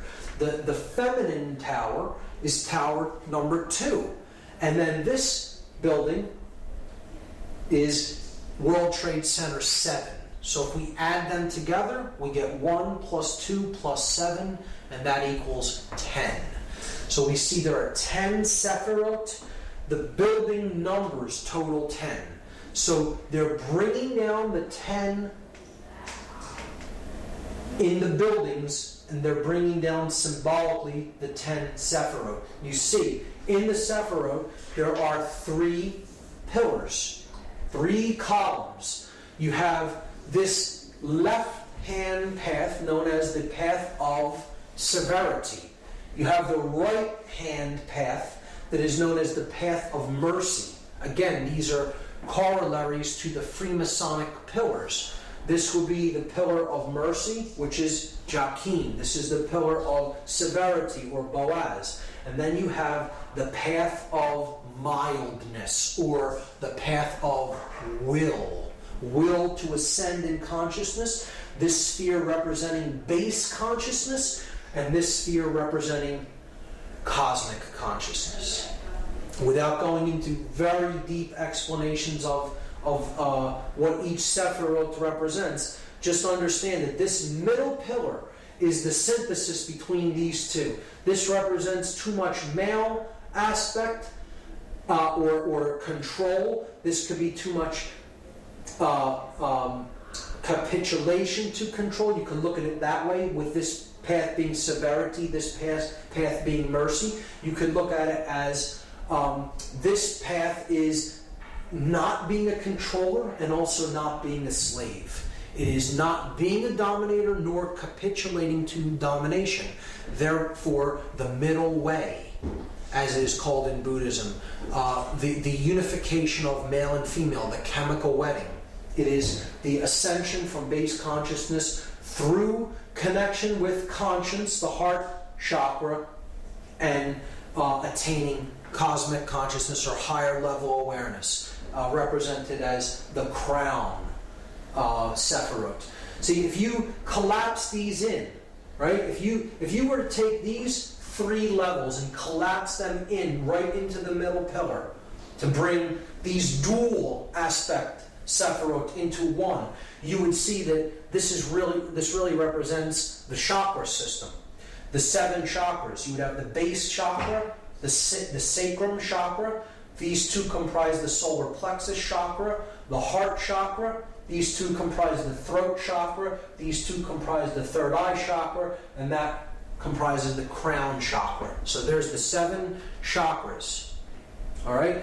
And we see that would be on the middle pillar, and it would contain 7 chakras. And again, the middle pillar here is building 7. All correlates perfectly. Here are the chakras, representing the 7 planets. Up the middle pillar, the spinal column, the raising of the Kundalini energy up the spine and to the top of the head. From down here, the farthest out from the sun until we get up to the solar mind. And the earth being the heart chakra of the system. The earth and moon right in the middle. It would be the 4th of the 7 chakras. And that's what's ultimately being brought down. The consciousness is being destroyed and leveled by the leveling of these towers. Okay, so that's Kabbalah. That's the Kabbalistic aspect of the destruction of the World Trade Center buildings, the 3 pillars of the World Trade Center. The second occultic tradition, Tarot, we see again the columns of Joachim and Boaz. Now, see, they're reversed in this example. They're the same way that they are in the Kabbalistic Sephirotic tree of life. But this is the male pillar, the light pillar, the pillar of mercy. This is the male pillar, because you're looking at the entrance of the temple. See, in the Freemasonic tracing board that we discussed, the light pillar is on this side because you're on the outside of the temple walking in. In this example, you're inside the temple looking toward the outside, and the goddess is seated in the temple and she's veiled from the outside. So if you were to picture yourself walking in from behind her, right, and she's veiled, the Joachim pillar would be to your left. And that is the male pillar, and here we see the male pillar with the phallic symbol. The feminine pillar, see, it's on her right side. This one's on her left side. So you have the feminine pillar, which would represent Boaz. The masculine pillar here would represent Joachim. The middle pillar represents the goddess. Again, it's a sacrifice of the goddess. Once again, we see it happening. Here we see she's the moon goddess. She has the cross on her chest, the cross of the sun, that she carries within, that she gives birth to. Here we see that the Sephirotic tree is behind her, because Tarot, Kabbalah, and Freemasonry are aspects of occultism that must be studied in conjunction with each other to fully understand them. The goddess holds the book of truth, the Torah, the law, the truth, and it is veiled by her cloak because no one knows how the story ends. The future is still to be written. So, in ancient goddess worship traditions, this goddess was known as Tara, T-A-R-A. And this is why, as a result of this ritual, we have a war on terror. But see, it's said, when it's said quickly, it morphs, and the word phonetically becomes terror. The war on terror. The war on the goddess, the war on the sacred feminine, the war on our emotional feminine aspect, to shut down conscience and to simply follow orders, to do whatever we are commanded to do, to simply follow orders without conscience being involved. The sacrifice of the goddess, care, conscience, the sacred feminine principle of the individual. So, again, this middle pillar is the most important. It is the synthesis between the masculine and feminine energies, the other two pillars. So the third pillar is the principle of truth, because another name for this goddess in Egyptian tradition was Taurt. And Taurt's name kind of phonetically morphed until it became Taruth. And this is where we get the word truth out of. Phonetically, the word truth comes from a derivation of this goddess's name. So she is the goddess of truth. Now this is why there is a 9/11 truth movement, because they took too big of a chance in completing the ritual when no plane had hit it. See, a plane was more likely than not scheduled to hit that building, or something was scheduled to hit that building, whether you believe it's planes or whatever you believe actually struck, or the force that was used to bring down those buildings, to me is irrelevant.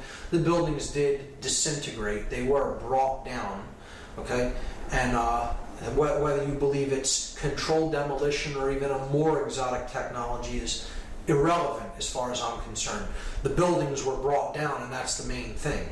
And the middle pillar, which represents the goddess, it represents truth, it represents the path to higher consciousness, the unification of the masculine and feminine principles of consciousness within the individual, are being destroyed. ritualistically, symbolically. We're destroying the sacred feminine. We're destroying care. We're destroying conscience. We're destroying consciousness. We're destroying truth. Okay, that's what the ritual is about. And that is why Building 7 had to be brought down. Something went awry in the plan. Whatever was supposed to happen physically to that building didn't happen when it was really scheduled to happen, because clearly these buildings were wired with explosives well in advance of the actual ritual taking place, because that, explosions did happen from within the building and no one could have wired them on that day. So something happened and they could not take it down as they wanted to, but they would not leave the pillar up. Because if they left it there, it would symbolically represent that the will still stands, the will to ascend in consciousness. It would symbolically represent that the truth still stands, that the goddess still stands. And they could not do that. They had to complete the symbolic interpretation of this mass ritual by bringing the middle pillar down, even if nothing had appeared to strike it, and that's why they brought it down at the end of the day. So that is the tarot aspect of it, and how the goddess ties into it. It is a symbolic sacrifice of the sacred feminine, of the goddess, once again. And now a clear example here of the three pillars that we've already seen in the Freemasonic tracing board. Again, the masculine or solar pillar of Joachim, the feminine or lunar pillar of Boaz, and then the pillar of Jacob, Jacob's ladder, the middle pillar, the one that gets you through the stargate, okay? It gets you to the all-seeing eye, right? The all-seeing eye directing the entire operation, right? Takes you past that, through the stargate, to the realm where the true light is at, the intelligent principle of the universe. And this middle pillar is the synthesis between these two. So this is thesis, this is antithesis, antithesis, and this is synthesis. That's the Hegelian dialectic. You are combining thesis with its antithesis to create the synthesis that you are looking for. And that is the ladder to higher consciousness, to higher ground, so to speak, from which you can see the entire game board. You can see the whole floor of the house, as they call it in Freemasonry. You're seeing it from a higher level perspective, and from that, a controller can play two sides off against each other.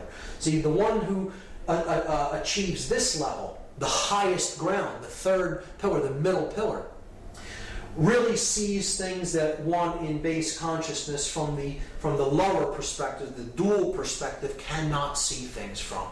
So they can be easily played off like a puppet master playing off two puppets on strings against each other. So that's how the Hegelian dialectic works, and that's exactly how they used this event. They're playing off two sides against each other, the Christian nations against the Muslim nations, when in fact, those who want the synthesis created the whole thing. They orchestrated the entire thing. And they got their synthesis, rushing off into wars with countries that really did not have anything to do with the events of that day, because it was a highly orchestrated occultic event controlled by the hidden sorcerers from behind the scenes, and this entire operation was directed from that all-seeing eye, the Pentagon. So bringing down the middle pillar at the end here could represent, well, once a puppet master climbs up to a higher level to control two sides against each other, he has to destroy his ladder so no one can come up to reach him where he's at to discover that he's the one pulling the strings. See, in that symbolic context, that's why they destroy the middle pillar there. So in any context it works. To understand also in Freemasonry, Hiram Abiff is a representation of truth or conscience, right? He is the middle pillar here. He is the grand architect of Solomon's temple, the greater architect. Hiram, king of Tyre, being the lesser architect, representing the square. Hiram Abiff represents this G in the middle, the grand architect. He is the grand architect for Solomon, who represents the compass on the Masonic compass and square. So he is also a manifestation of the truth that is the synthesis between the male and female aspects. See, and he's wearing a blindfold. Truth is blind. And again, it could symbolize an initiate who is initially blind, and then he gradually becomes the all-seeing guy through his ascent to the higher level of awareness. He begins on the floor of the house, blind to the light. He ends up at the all-seeing eye. Again, a symbolic understanding of consciousness as a journey from darkness into light. And this, again, is a representation of these pillars are a representation of the Temple of Solomon. And the original Temple of Solomon is the Giza complex. These pyramids are the mystery tradition's embodiment of the temple in man. That's what they were representing then. And the buildings in New York City are a rebuilding of this symbolic temple in New York City. Just like they were built in Giza, like the Temple of Solomon was built in Jerusalem, and then it was razed to the ground, and another version was built. It was rebuilt in New York City symbolically, and then it was destroyed again. And now they're planning on building another Temple of Solomon on the ground where the World Trade Center was destroyed. But they're doing it in a very different way this time, which we'll understand when we get to that slide. But see, Hiram Abiff, the ritual of becoming a Master Mason is about Hiram Abiff's ritual murder. And he says that he refuses to give the secrets of Freemasonry. He refuses to give the secret word of the Master Mason. He says, I will not give it to these ruffians who are accosting me. They want to know the word without doing the work. So he is ultimately slain by these ruffians for not giving the word, but he only tells them that you'll know the word of the Master Mason when the temple is rebuilt. This is a symbol that the temple in man, the brain, is ultimately in a state of total disrepair. It's been destroyed through manipulation and control and taking people's consciousness down to lower and lower levels and just completely being conditioned and accepting falsities as truths and refusing to accept truths as what is. So Hiram Abiff, as a representative and a servant of truth, refuses to capitulate to domination or become a dominator, and he is slain ritualistically for it. This is a representation of the aspect of consciousness that is base consciousness being slain and it being reborn through a connection to conscience as the widow's son. See, the widow's son is who Hiram Abiff is. And this is the son, again, of the limbic brain, the mother aspect, the feminine aspect, who does not have a male counterpart because the reptile complex, the base brain, has been put into check by our intuitive side and our conscience. So then the male child of proper moral action, the unified neo-cortex, is born of the widow, the mother without the father or the virgin birth. It's the Christ story retold in a different way. The widow's son is born. The unified neocortex bears the person of proper moral action because they're being born of the intuitive feminine part of the brain, and the male dominator reptilian part of the brain has fallen away. He's fallen dead. Okay, so that's what the story of Hiram Abiff is about. And he's saying to the ruffians, those in base consciousness who threatened to kill him for not giving the secrets of Freemasonry, you'll know the word when the temple here is rebuilt, and the lost word of Freemasonry is equilibrium. That is the lost word, because equilibrium is what we're striving for between the hemispheres of our brain and the masculine and feminine polarities that are indwelling within us. So they have to come to a state of equilibrium, and then the temple will be rebuilt. The brain will operate in global coherence across both brain hemispheres, and the third eye will be opened, and cosmic consciousness will be awakened. That is what this story is about, and that is what the ritual murder of Hiram Abiff is about. And we'll keep that in mind when we understand that there is a new temple being built on the ruins of the old temple in New York City. Again, the complex of the World Trade Center is a symbolic representation of the original Temple of Solomon, the pyramid complex at Giza. Rebuilt in Washington, D.C., here we see the 3 pillars at Giza, 2 extremely large towers or pillars, and 1 small one. And we see it rebuilt here, the 2 large towers, and then the one that is less than half of the size of the other 2. This sphere here is a representation of the Sphinx, okay, at the base of these columns. So these columns are also a symbol of the Babylonian gold-headed man depicted in the dream of Nebuchadnezzar in the book of Daniel, a prophetic book in the Bible. The gold-headed man represents centralized authority, pharaonic rule, or total hegemony, the unquestioned global ruler, the one world order, the church and state unified in the head of gold. And as dynasties went on, power diminishes. It goes through the Silver Age, then it goes into the Bronze Age, and eventually you have the separation of church and state. And you have the iron legs of the separation of church and state, and then you eventually get to the clay feet if you study this symbology in Daniel. And it's understanding how power is amassed, and eventually through time it is diminished until they're trying to get back from this level to this level.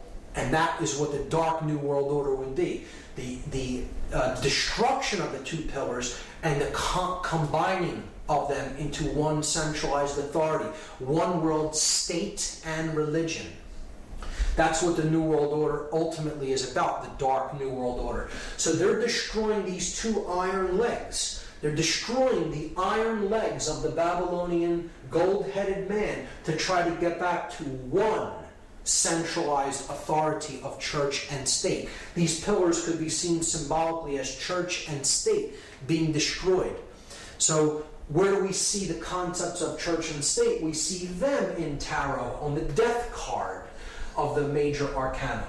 So we see the rider, death, on the white horse, coming with the flag, the black flag that has the inverted pentagram on it, the destruction of spirit. He is running down a king, and he's getting ready to run down a pope or a priest. So this is the ruler of state, this is the ruler of church or religion, and he's running them both down, destroying church and state. And you see in the background the 2 pillars with the setting sun in the background, the light going out from the world between the 2 columns. Highly symbolic. This is a representation of the new temple that they're building. In place of where the 2 pillars stood, they're planning on erecting one from where the 2 stood. The thesis and antithesis destroyed, the synthesis is created. The phallic symbol, the one male phallic symbol, erected in place where the symbols of church and state symbolically once stood. You know, obviously they weren't buildings that really represent that, but they're symbolic analogs to these concepts. And putting the 1 pillar up in the place where the 2 stood is the rebuilding of the destroyed Temple of Solomon in New York. The sun and the moon, and now only the sun or phallic symbol. The male tower remains. That is what 9/11 was about. 9/11, incidentally, the Freedom Tower is what that building is going to be called, and it's scheduled for completion in the year 2012. I'm sure to correlate with other dark prophecies of apocalypse or Armageddon, and which isn't what I see 2012 as being at all. I see it really being the birth of consciousness, because they're not able to put consciousness down. Their ritual failed. There is hope in the fact that the Building 7 stood, and they had to bring it down and essentially screwed up the entire thing by really making people come online and understand that this was an inside job and this was an occult ritual by bringing down that middle pillar when nothing had hit it. So that was the ultimate mistake in this whole ritual enactment, and as far as I'm concerned, they did not fulfill the agenda that they were trying to fulfill by this ritual being enacted. Instead, they initiated a great awakening within the human population. As the researcher Michael Tessarian is fond of saying, did 9/11 shake us up, or did it? So now, just as we did with the reverse of the Great Seal on the back of the $1 bill, I'm going to examine the gematria, the occultic numerology involved in the 9/11 event. These are the numbers of the 3 flights that struck these 3 buildings. The North Tower was struck by Flight 11, the South Tower was struck by Flight 175, and the Pentagon was allegedly struck by Flight 77. Now, there is another flight that was involved on that day that crashed in Shanksville, Pennsylvania by an unknown act of will, shall we say. And this was Flight 93, and it is my contention that Flight 93 was indeed headed for World Trade Center number 7, Building 7 of the Trade Center, not to Washington, D.C., as is claimed. And this, to me, makes much more sense than it heading toward Washington, D.C., because I believe it was there to strike a building that had already been wired to allegedly collapse, as the 2 twin towers were, and that was Building 7. And the flight not making it to that building meant that they had to make a decision about whether to pull that building or to allow it to stand, and we know what they chose. So I'm going to place 93 over Building 7, and at first this would seem like a very arbitrary arrangement of numbers, and that these numbers don't have any commonalities to them, until we begin to perform gematria upon them. And then we see a very clear pattern emerge. So I'm going to leave 11 as is for now, and I'm going to reduce or add these 2 numbers together and get a total. So 9 plus 3 is 12. 1 plus 7 plus 5 is 13, and 7 plus 7 is 14. So now, the 4 of the floor planes, we have a clear pattern. We have the pattern 11, 12, 13, and 14. And we can further reduce those down to 1 digit. We add 1 plus 1 and we get 2. 1 plus 2 is 3. 1 plus 3 is 4. 1 plus 4 is 5. So we have the pattern 2, 3, 4, 5. When we add those together, 2 plus 3 plus 4 plus 5, we get the total 14. And again, there's that symbolic number again that totals 5, that is about the 5 elements: earth, air, water, fire, and spirit. But it is the separation of them, the 1 and the 4, the spirit and then the 4 elements. This is the 14th level of that pyramid, where the light is at, the 13 levels of stone, and then the light at the top, the 14th level. So look at the 9/11 date, 9/11/2001. You add up all of these numbers, 9 plus 1 plus 1 plus 2 plus 1 in 2001, and you get 14 again. So not only is it the date, it's the powers that did the act. Okay? The 4 planes totaled to 14, their digits all totaled make 14. So the powers that perform this act are the 14, and this correlates with the 14th level of this pyramid, or the illuminated ones, the sorcerers behind the scenes that are manipulating the events of the world. So we have this arrangement on the building: 77 at the Pentagon, 11 at the North Tower, 175 at the South Tower, 93 at Building 7. If we add the two planes that struck these towers together, we get the number 186. 175 plus 11 is 186. Now, these are the planes that struck the twin towers, the North and South Tower. What if we equally distribute that number between the two buildings by dividing it into two? 186 divided by 2 is 93. So there is 93, 93, 93 on every building, and we've already seen what 93 represents. It represents the will to ascend out of illusion, out of base consciousness, and into cosmic awareness, or higher levels of consciousness.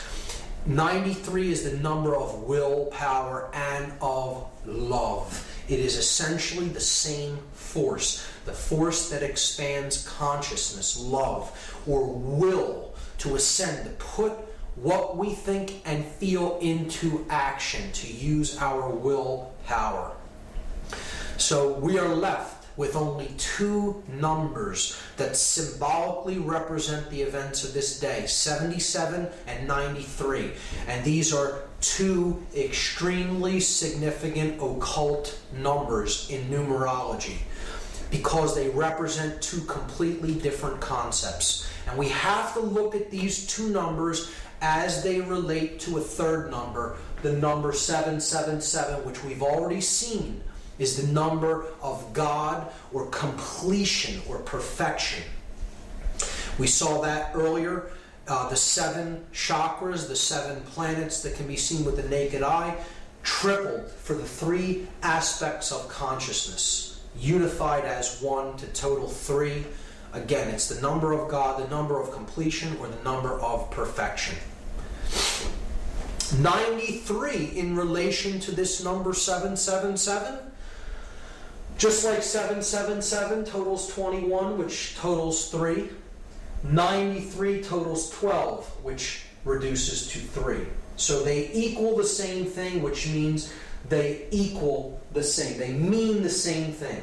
So love is 93. Will is the concept of 93. It is the number of ascension. So all of these ideas are the same. They mean the same thing. In gematria, when numerological additions total the same value, the words that they represent really mean the same thing. So 93 is 777, is love, is will, is ascension, is God, is completion, is perfection. These are all the same concept. The number 77 is very significant. It is the 14. It is the dark aspect of that light in the triangle, the ego, the all-seeing eye that is identified with building that pyramid upward, the physical form, the physical world, ruling, control, sorcery. It is the force of chaos. The number 77 represents chaos in all forms of occultism. It represents the sorcerer. It is the sorcerer's number. And it is the number of the beast in disguise. Why is that? Because if you fail, even if you succeed in one of the other two aspects of consciousness, in thought and emotion but not action, or in thought and action but no emotion, in the example of a sorcerer, has no emotion, or even in emotion and action but with no thought, that is base consciousness. That is the beast. You have not arrived at the 777. You have only arrived at the 77, which is 2/3 of completion, or it is 14 out of 21, 2/3, right? And this reduces in decimal to 0.666, repeating. So it is the number of the beast in disguise. The sorcerer is the beast. And this is encoded on the 3rd degree tracing board of Freemasonry. Here you see the tools that slayed Hiram Abiff. He is finally struck with the mallet, representing ignorance, the light going out, the third eye being struck, put into the coffin, okay? The coffin is the spirit, where Hiram Abiff, the HHH, hey in Hebrew, representing 555, Hiram Abiff's number. He is in his coffin because he is the spirit, he is the truth, he is the light, and he is the skull and bones is placed on top of the coffin, symbolic of the sorcerer. The sorcerer who conquers his spirit so that the skull, cleverness, thought and cleverness, left brain cleverness, plus the will to act, reigns over the spirit. The sorcerer has cleverness, he has the will to put his cleverness into action, but he has no conscience. The conscience is entombed in that coffin. And an individual such as this is headed west.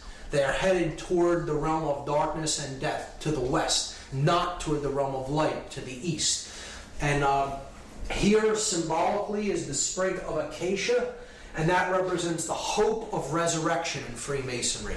So this is the hope that one who has destroyed their own spirit through their usage of their intellect and their will to act in an egoic fashion may indeed still be able to resurrect the spirit and come to a place of moral uprightness and conscience. So that is what this tracing board represents, and it is the 3rd degree tracing board. It is saying you may now be initiated into some of the mystery, into some of the knowledge, but you must use that with spirit intact and not use it as a sorcerer.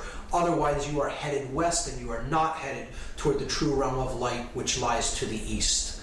And I think that's a great allegorical explanation for morality. And we see, therefore, that the two numbers that this ritual reduces down to is 77 and 93, and the positions that they are in is all telling. The purpose of the ritual is so that the sorcerers that are consider themselves the all-seeing eye of consciousness, okay, are destroying others' ability to find truth, to give birth to conscience, and to rise in consciousness. And they're destroying that ladder to the higher realms of consciousness. Or if we replace 77 and 93 with their symbolic analog, 77 the number of the beast in disguise, 93 another variant for 777 the number of God. Look at what this ritual is really about symbolically. It is about the beast reigning above God, the beast becoming God and destroying God. That's what it's ultimately about. That's how dark this ritual really is. It is about the ego and illusion conquering the spirit and conquering higher consciousness. We can see that it is encoded in the date itself. 9/11 reduces to 9/2. We're just adding the two ones together. And there we have symbolically the entire ritual encapsulated in the name. 9/11 is 92. See, it is not 93. It's one short of love, of ascension, of will, of God. It is falling short of the divine. That's what this whole event was about. That the idea that human will is falling short, and now the time of the beast is upon us. See, 92 out of 93, falling short of love, will, ascension, God, is reduces to 11 out of 12, which reduces to 2 out of 3, which again is the number of base consciousness. It is the number of the beast when it is reduced to its decimal format. And that's what the whole ritual of 9/11 was ultimately all about. It is about the destruction of the ladder to God, bringing down the Kabbalistic tree of life, the 10 Sephirot, 1, 2, and 7, bringing them down to destroy the ladder with which we can use to ascend in consciousness. It is about the destruction of the truth and the goddess, a human sacrifice ritual. Those people were ritualistically sacrificed in this evil doing. And it is about the destruction of the sacred feminine, of care, of truth. Another ritual to immolate the goddess of care. The goddess that represents the earth, Terra. Again, you hear politicians say, if you are not with us, you are with the terrorists. Tara, the goddess, the Mother Earth. Terra is the name for earth. If you're not with us, you're with those who side with the earth and the Mother Goddess, right? And it was also used to create the Hegelian dialectic, the bringing down of thesis and antithesis to create synthesis, the sorcerer's middle pillar. That's what the event of 9/11, 2001 was all about. An occult ritual to bring about the dark, modified version of the Hegelian dialectic. Chaos, confusion, opportunity. General Douglas MacArthur talked about the Hegelian dialectic. He said, our government has kept us in a perpetual state of fear, kept us in a continuous stampede of patriotic fervor with the cry of grave national emergency. Always there has been some terrible evil at home or some monstrous foreign power that was going to gobble us up if we did not blindly rally behind it. Create the chaos. Get the confused, fearful reaction, and then that's your opportunity to offer the solution that you had in waiting. Hermann Goering perfectly understood this, one of the highest ranking officials of the Third Reich, the Nazi regime. He said, naturally the common people don't want war. Neither in Russia, nor in England, nor for that matter in Germany. That is understood. But after all, it is the leaders of the country who determine the policy.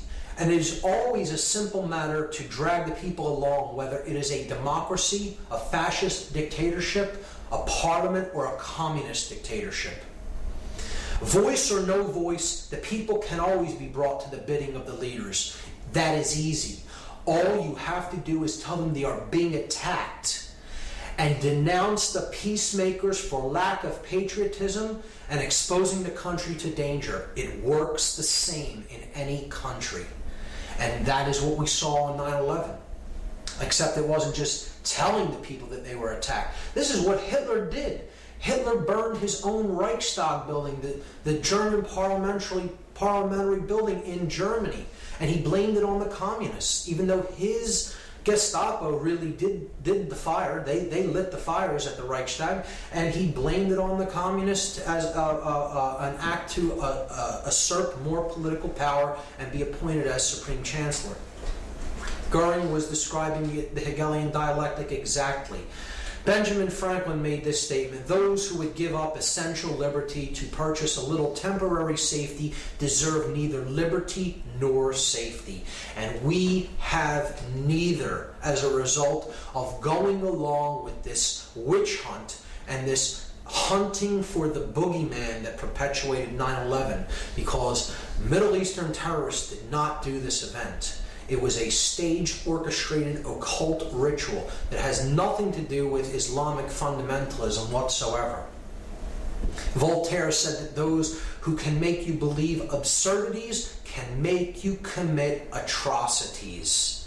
If you go along with what simply is not true, you can be led into any number of atrocious actions. And really, that's what the ritual was all about, to keep us in a perpetual state of fear so that we are easier to control. And that's what the whole fear of terrorism and the terror alert system is all about.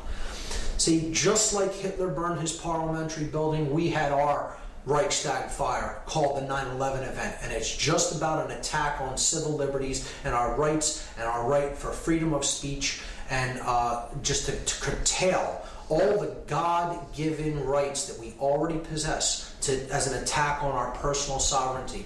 And people will be willing to give up more personal sovereign rights if their consciousness is shut down through fear. They bought into the fear, and now we're going off in other lands that really had nothing to do with this event, and we're waging war and killing millions of innocent people as a result of this total fraudulent staged event. And these are the atrocities that we're committing because we've believed in this absurdity. The murder of children, torture, now seen as acceptable in many circles, absolutely reprehensible actions perpetrated upon people that do not deserve to be treated like animals, which is what they're doing to many of the prisoners that they're holding in oftentimes secret prison camps. And it's just a further perpetuation of suffering and fear into the world that is a self-perpetuating cycle and creates more and more of the same dynamic: fear, disorder, chaos. That's what the whole event was about. Encapsulated in the 33rd degree of the 33rd degree of the Order of Freemasonry is this symbol, the double-headed eagle, which represents he who sees the past and the future, because ultimately the same force is controlling both and directing both. And it's about order out of chaos. Deus meum quae Jus is a Latin phrase that means God and my right. God and my right, like the divine right of kings. And Ordo ab Chao, another emblem of the 33rd degree, chaos, sorcery. Our brand of order out of our brand of chaos. Now, there is a positive interpretation of this emblem and of the phrase Ordo ab Chao. Order does indeed arise from chaotic situations when you look at putting water into a vessel and taking it from one level up to a higher level. That is the way consciousness ascends. It has to be a chaotic event, but then it comes up to a higher level and then it maintains equilibrium and order again. So that is a way of seeing this principle as in a positive way, but in this event, certainly dark occultists manipulating sorcerers are orchestrating this event as an example of chaos sorcery, chaos magic, to bring about their Hegelian dialectical order out of the chaotic events that they themselves orchestrated. And that is the final method of manipulation. So now, the last thing I'm going to do in part 2 is talk about what is the globalist esoteric agenda. What is the ultimate agenda that the globalists want to see brought about? Why are they doing all of these things? Why all of this manipulation and mind control? What is the end game? What is the end result of what they're trying to accomplish? What is their agenda? And J. Edgar Hoover, former FBI director, made this statement: the individual is handicapped by coming face to face with a conspiracy so monstrous he cannot believe it exists. The American mind simply has not come to a realization of the evil which has been introduced into our midst. It rejects even the assumption that human creatures could espouse a philosophy which must ultimately destroy all that is good and decent. See, this is why we're in such denial, why we're in such cognitive dissonance about all of this. People will say, I don't care if I had absolute definitive proof that this is exactly what happened and how it happened. I won't believe it anyway. I will choose to believe in something that isn't true because my mind can't go there. It's too uncomfortable for me to accept. And this is the condition Hoover, right here, a former FBI director, is describing. He's describing cognitive dissonance, psychological denial that comes from the refusal to accept the fact that things are as bad as they are.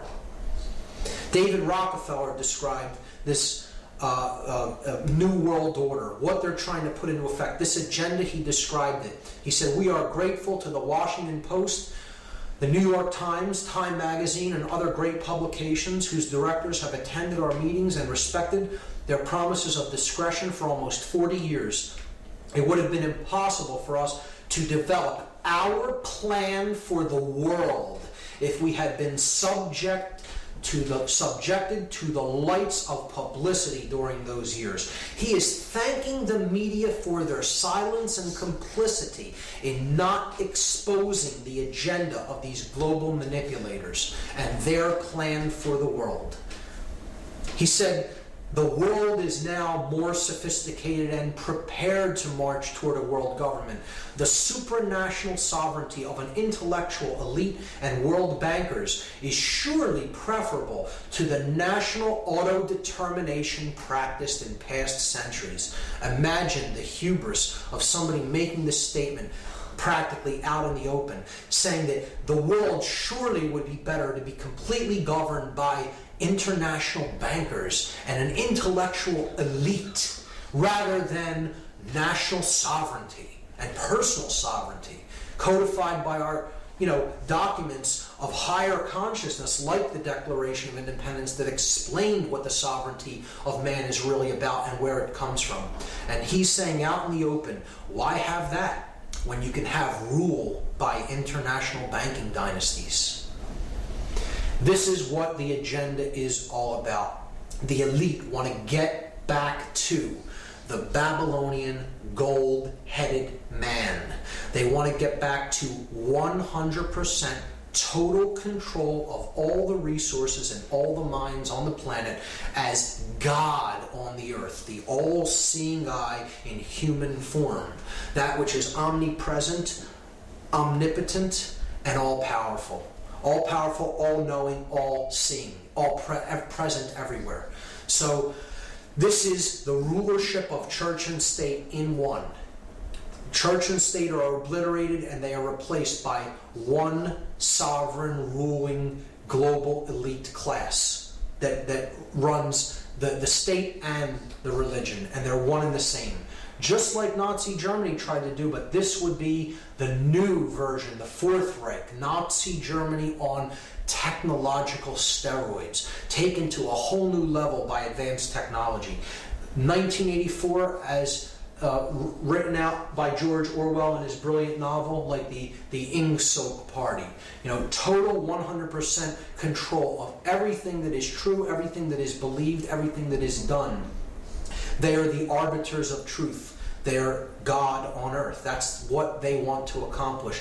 They're putting this into practice through trying to eliminate national sovereignty through the erasure of borders and to create national superblock states of nations, like they're doing with the European Union and like they want to try to create with the North American Union of Canada, the United States, and Mexico.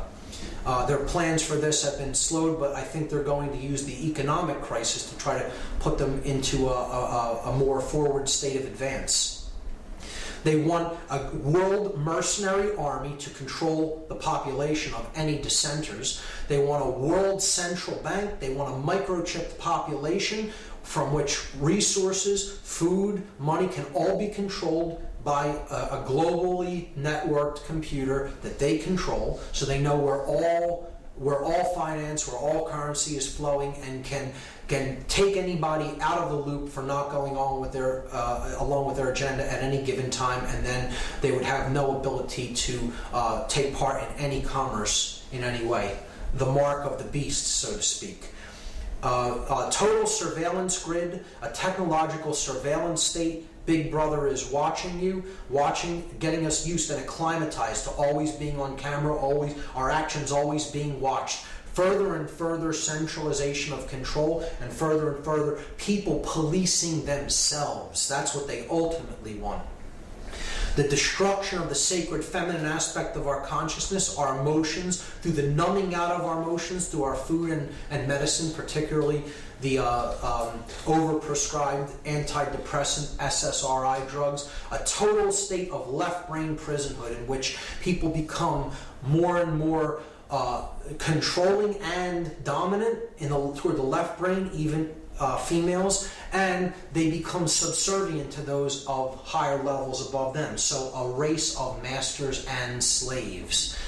A continuing human sacrifice through endless conflict and war, wherever they choose to do it, to decrease the surplus of anybody's daily produce, and to keep the blood of human sacrifice flowing into the earth. They believe that they have to continuously sacrifice people. This goes back to the ancient rites, where the ancient priest class, this demonic priest class, would actually believe that they had to keep blood flowing in human sacrifice for the sun to make its journey across the sky each day. It's that level of perversion and sickness in this occultic ideology that wants and desires to have endless human sacrifice through war.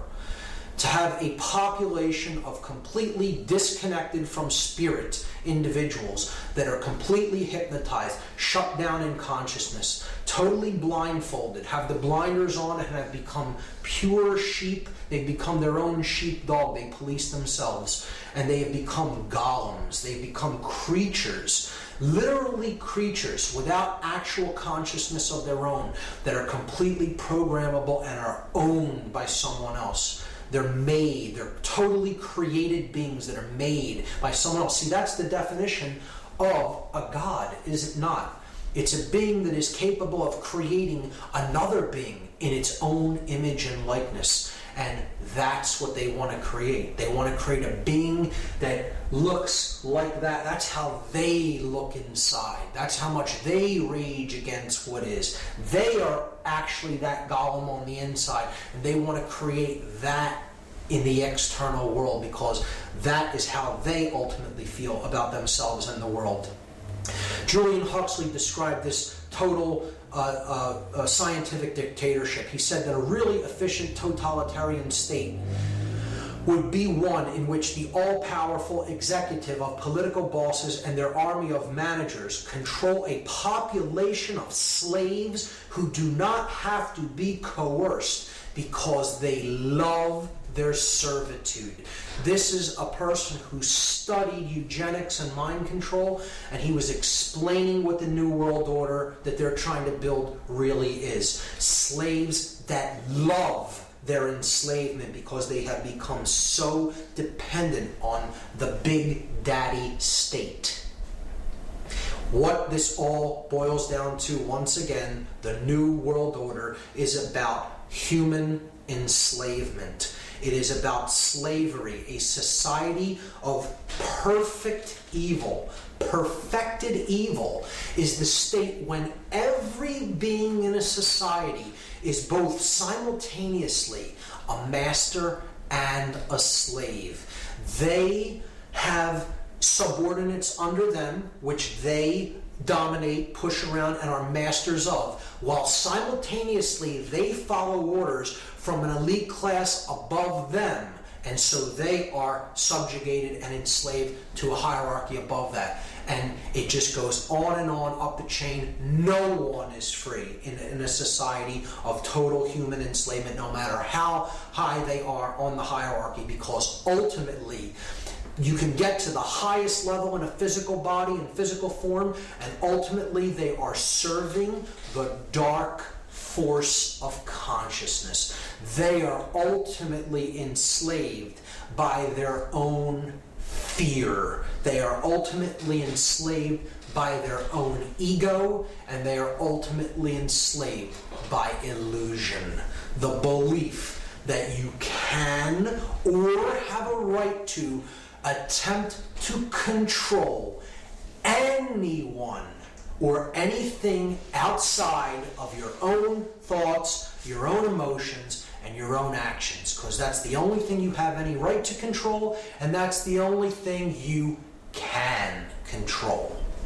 Everything else is an illusion, and if you attempt to control, you are ultimately enslaving yourself. There is no such thing as control in the three-dimensional reality. There is no such thing as authority here in this realm. Authority does not exist in this realm. There is only one authority, and no man is it. This system, this new world order, is destined to fail for that very reason. You cannot go against what is. You cannot expect to stand up to the force of creation and win. Plato made this statement: the price that good men pay for their indifference to public affairs is to be ruled by evil men. So we may get ourselves into a deep mess of things and eventually end up being ruled for a time by these tyrants, by these controllers, by these sorcerers. And if that occurs, that will only be for one reason. We did not develop the care enough to do anything about it. We did not care. Our indifference to what is going on, to the suffering that's taking place around us, is the only thing that can create our enslavement. And in fact, it is what is driving this process of enslavement. The fact that we do not care about the suffering of anyone but ourselves when we experience it is what's creating this dynamic. And that is what the New World Order is. The dark New World Order is that pyramid of enslavement controlled by an intellectual elite with no conscience that is in the know about how consciousness works, is keeping others in the dark with their own will. They're using their desire to stay in ignorance against them and keeping them at lower levels of knowledge, not understanding what they're a part of, being the bricks in that pyramid to build their dark New World Order and put the light of creation out of this world forever. So they think they can accomplish that. And that is the idea of hell on earth, the perfect state of evil, the slave and master world in which every being is simultaneously a slave and a master of a slave. Hell on earth, it has been described as the dark New World Order. So that is the end of part 3. That is the ultimate agenda that the globalists have for humanity in mind. And in the next part, in part 3, I will be going into how to apply consciousness to this problem so that we can solve it and get out of the current state, the current problem that we are experiencing. So part 3 will be solving the problem through applying what we've learned about consciousness.